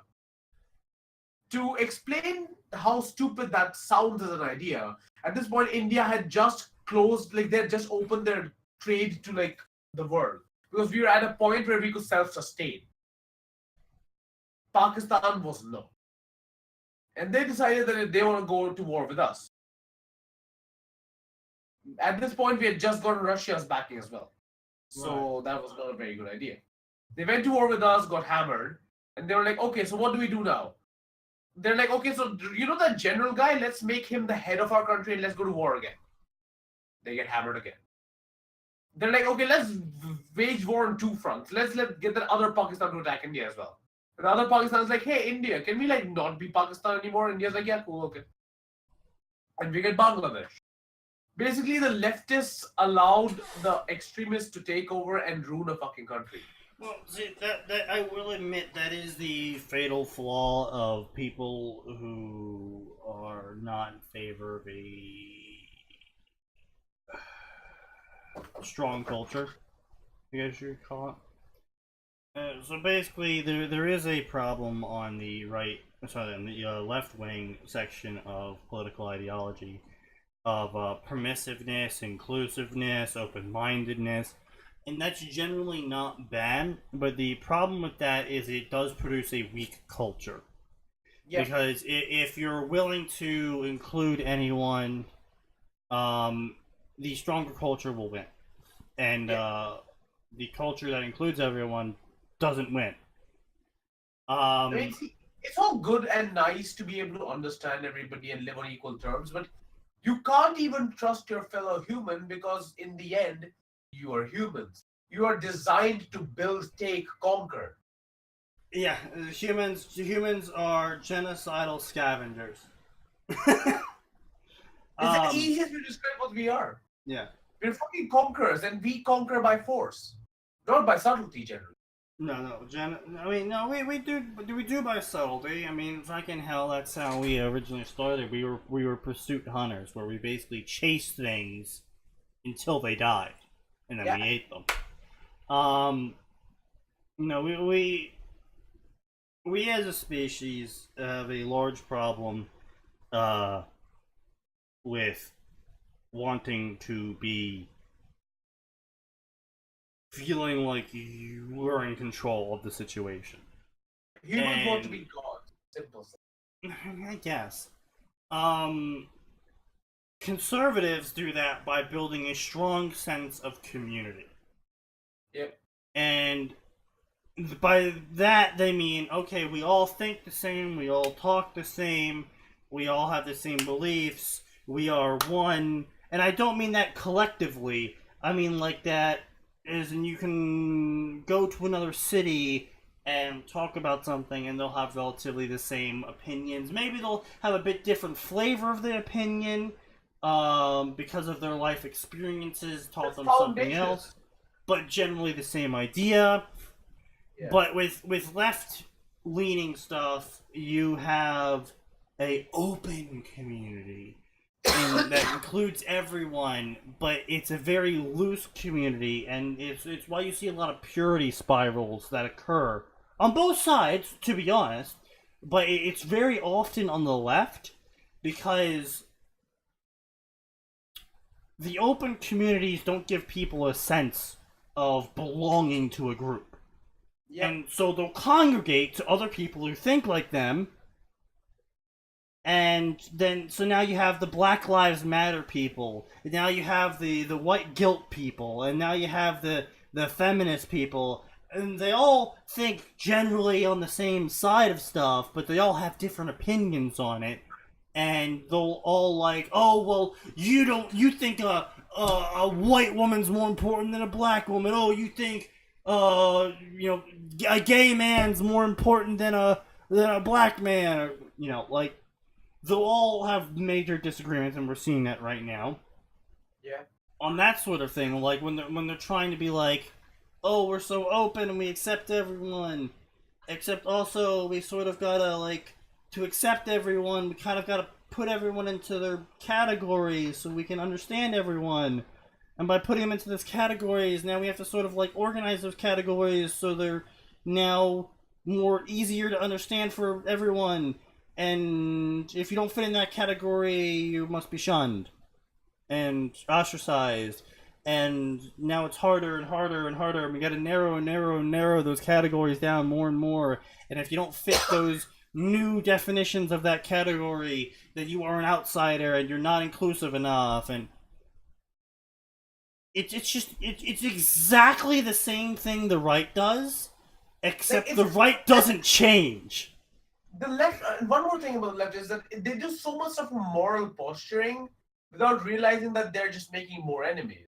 Well, I can't really talk about that stuff, but it's more like the right is inclusive in terms of if you say and believe X stuff, we don't care about anything else. Yep. And by that I mean a gay guy, a black guy, and a white woman could all believe in the exact same things and they'll all get along great, and they won't care that there's a gay guy, a black guy, and a woman. They won't care about that. What they'll care about is, do you, for example, for the American right, do you believe in Jesus, and do you believe in pro-life, and this insert thing here. You know, like, they don't care about the other details. They care about your core belief. See, as I say, faith is the core equalizer. Yeah. I mean, it's a good method. It's religion is a good method of making people see beyond physical traits. Yep. Because it's also a very good indoctrination tool. Well, I mean, yes, but it gets people to see beyond physical traits, because if you can rationalize someone as a Christian, you know they believe the same as you. And that lets you trick your brain into ignoring physical differences. And that, because that's what humans are. We're very visual reliant. And physical differences are an immediate thing to the brain that goes, hey, whoa, they're different from you. They might be a threat. Regardless of what we actually think, that's what our little hindbrains go. They look different from you. They're a threat. But if you're able to subdue that part of your brain by going, oh no, they're Christian, oh no, they're Muslim, so they're okay, you know, then you get unification. That's the conservative thought process. And there's also all those studies about how generally conservatives view outsiders as like infections and stuff like that, and they wash their hands more. There's the right wing, and then there's the extreme.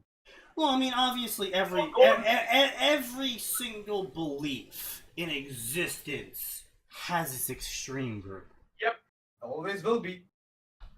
Like fucking hell, chefs have their extreme groups. Yep. Every single thing has an extreme. It will always be that one person who takes it really far out, and then there'll always be the next 10 people who fall the fuck out, or like right out. Yeah.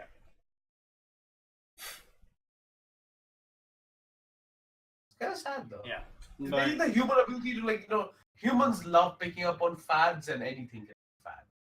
Yeah.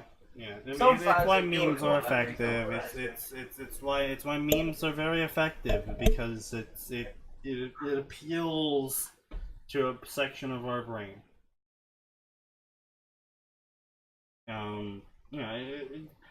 There's like I said, I'm not an expert. I don't know this shit in and out. I mean, I've taken classes on it. Don't get me wrong.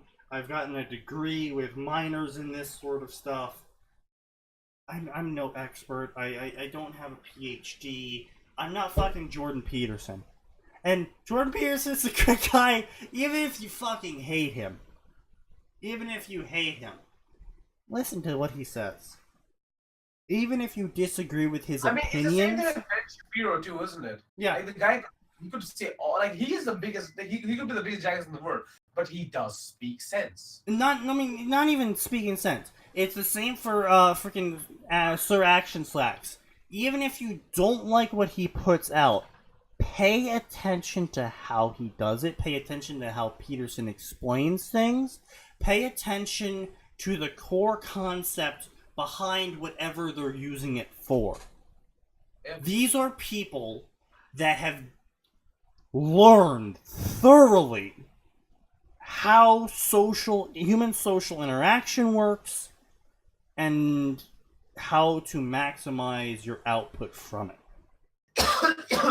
So even if you disagree with those sort of people, pay attention to how they operate, how they do it, even if not necessarily what The one thing is like the fact that these people are able to wage a war against all of the major news sites. It's something. It is something. There's something to be said about it. That means they must be saying something right, right? Because considering you know it, I know it. At this point, the news is just the complete left. And honestly, the whole if you allow gay marriage to happen soon, they'll be one to fuck kids. The slippery slope argument, while sometimes excessive, is typically true, because once you normalize something, it no longer becomes progress. And if your ideology is about progress, then you always have to keep moving forward in terms of more progress. Sorry, Sneaky about what I was talking to Reese about yesterday, in which he just stopped replying for a while, and then realized that I was sleeping, so he started posting memes. Let's put it this way, right? The gaming thing, Right. to give you a little bit of context, actually. I told Reese that it's generally the leftists that fuck up a game, not the right. And the easiest way to explain that would be, okay, I made this amazingly, I made this historical game about blacksmithing and mining and stuff like that, about basically creating armors. Creating armor sets, like really cool looking stuff, but it has to be historically accurate. You're a blacksmith, right? Right. Let's say you're a blacksmith, a Nord blacksmith. Let's put it this way, right?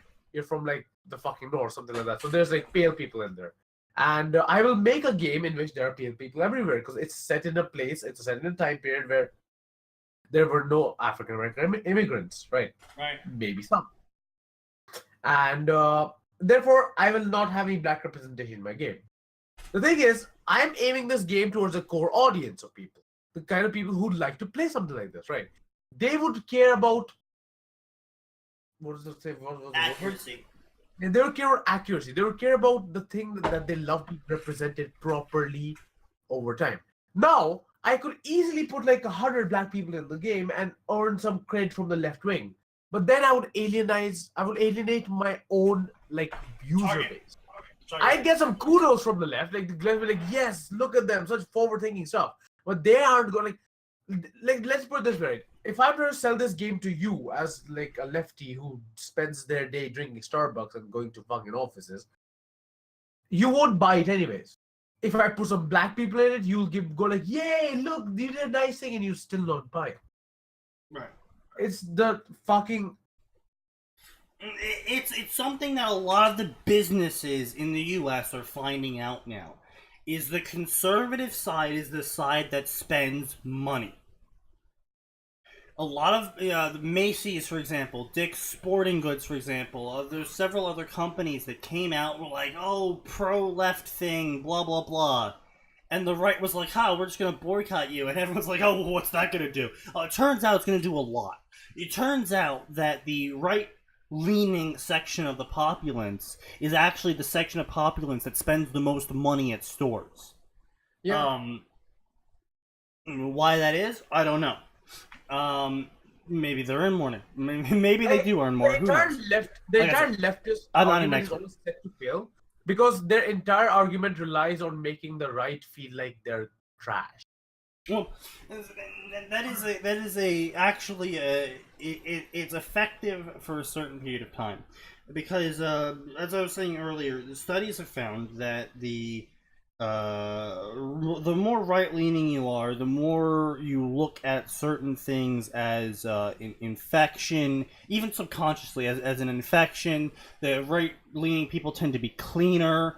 They tend to view outsiders as potentially dirty, bringers of disease, that sort of thing, even subconsciously. And that was a evolutionary divergence, I guess you could call it, because outsiders did bring disease, and the cleaner you were, the less chance of disease you would get. I mean, for us Indians to go to any country right now, we have to take a tuberculosis test. We just have to. Yeah. Why? Because we might be bringing those viruses to your countries. Yeah. Sure. And so generally, the more right-leaning you are, turns out the more cleanliness focused you become. I mean, that's where you get the whole anti-vaxxers. I mean, obviously, again, because humanity and because of how the human brain operates, you do get these extreme groups on the right, or like anti-vaxxers and shit that are like, oh my god, the vaccines are actually mind control devices from the government. But it is still a thing in that this is what the slippery slope argument is, that they view any form of encroachment as an inevitable degradation of cleanliness. And I think another thing to go for this is basically some people start thinking of themselves as so important, they start believing that the government is out to get them. Well, that's generally not the case. I wouldn't say it's even conservatives. It's just people that don't like being preached to, and calling everyone right wing tends to do a lot of put a spending power on the right wing. I mean, that's true. That's the other thing that people are finding out now, is that if you go around and label people with pejoratives like Nazi and shit like that, you get one of two reactions from people. Well, three technically. But the first reaction is shock, disgust, denial, etc. Eventually, it stops working. Yep. And then you have the second reaction of, so you either get one, apathy, or two, adoption. Mm-hmm. So you either have people that go, fuck you, I'm not a Nazi, and I know I'm not a Nazi, so I don't care what you say. Or you have the people go, oh, okay, I'm a Nazi, okay, sure, I'll be a Nazi then. Obviously, the second group is smaller, but it is still a group of people. There is a reason why these Nazi groups are gaining population, and it's because they've been maligned by these mainstream media, by the big talkers in society right now, being called a Nazi for not Nazi behavior at all, and them going, okay, well, the only groups that'll accept me now are the fucking Nazis, so I guess I'm a Nazi now. Because in the end, no human wants to be alone. They would look for people like themselves no matter what. So if the left is not gracious enough to take them in, the right has more than enough place for them. And especially... So guess who's being inclusive? No, in this way, think about it. Ironically, the right is the one being inclusive. Well, that's the thing, is that the right tends to be one of the more inclusive sides, because they're like, as long as you believe in X, Y, and Z, we don't care who you are. Yep. As long as you share the core values we share, you could be freaking a furry. I don't know. I mean, the furry alt-right... I'm no sociology expert. See, the furry alt-right is a thing. I'm aware. Don't you mean the fur right? Do they actually call themselves that? No, but I made a pun. No, but do you think they would call themselves that? Do you think it would catch on? I think it should catch on. I think I'm coining that right now. I'm going to call them the fur right. See, no, that's the thing. Guns are illegal in UK. I was shot myself right now. The shame game is effective for yep. Same with all genders. If it takes an accusation from someone, eventually you're gonna Mate, I've been kicked out of a fucking bar just because a girl told the bouncer that I tried to make a move on her. To give you an idea of what actually happened was we weren't even on the same floor the entire fucking party. Yeah. Well, They went. the other They thing, were going to call the police. They went through the camera footage and realized we literally never met the entire Yeah. fucking party. She was on the third floor sitting with her friends. I was on the first. the thing with the whole gender thing, the whole transphobe, you're homophobe thing, that's actually fairly harmful because it does malign people. It does push them in a certain direction. I'm not saying a lot of people will adopt actual homophobic opinions, but it does. It's definitely a noticeable fact I have witnessed myself with some people, in that they got told they were being homophobic or transphobic enough that they started only being accepted by those sorts of groups, and as long as the opinions weren't like, you know, as long as it wasn't that sort of shit, and they were still like, the opinion instead of was, I don't know, there shouldn't be a third bathroom originally, and they keep talking with the group, and they keep talking with the group. Have you ever seen the poll political movement scale? No. All right, so Wait, is it the thing the fucking like 4-part thing? Yeah, basically, it's the I started off as a libertarian left guy, and then I became a more libertarian, more right, and then I became more libertarian and more right, and then I became an authoritarian right.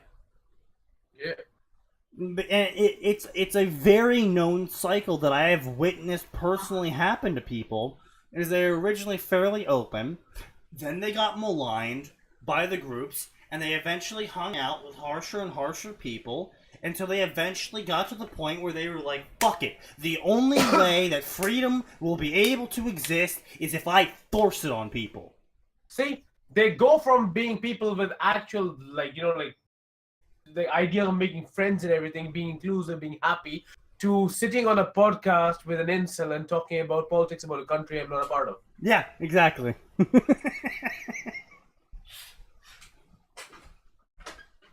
That's just how it happens. Like, it's not us. Like, our things, what we're doing is basically, it's just reacting. Yeah. You call us a bigot, you call us a fucking racist. Well, fuck you. It's actually a fairly common thing I've witnessed in terms of maybe not the full scale slide, but I have witnessed a fair number of people who were originally fairly like low government, open freedom and shit like that, who would just go do a full fucking 180 and be like, there must be a strong government and we must drive out X group of people and this thought system must be eliminated and these section of people must be purged for the safety of everyone. Because they just got to the point where they realized they couldn't have their libertarian utopia where everything is legalized and safe and healthy and everyone gets to live their way, as long as there was a group of people out there that would try to force their ideology on others. As long as there's a group of people out there that wants to seize power so they can become the rulers of a section of another group of people, you can't have your libertarian utopia of small-time governments and minimal military. You can't. And I think that's where we should end it because it's getting late for all of us here. Yeah, it's almost 4 a.m. To put it simply, using that example, if a woman kept doing things to you, eventually you'd start avoiding women, and then possibly hating them if it keeps up. Yeah, more or less. Yeah. I mean, that's what turns Sneaky into an insult. I mean, there's a bunch of statistics I can cite about how maligned all that shit is, but that's best left for another time. Yeah. Extended. Peace out, everyone. I should have done my saying a while back. I'll have to highlight, snap this, and when I upload it to YouTube. Obviously, I don't want an extra 2 hours of political ranting attached to this. This will be a Twitch exclusive. This section will be a Twitch exclusive. Yeah, I'll see y'all Friday.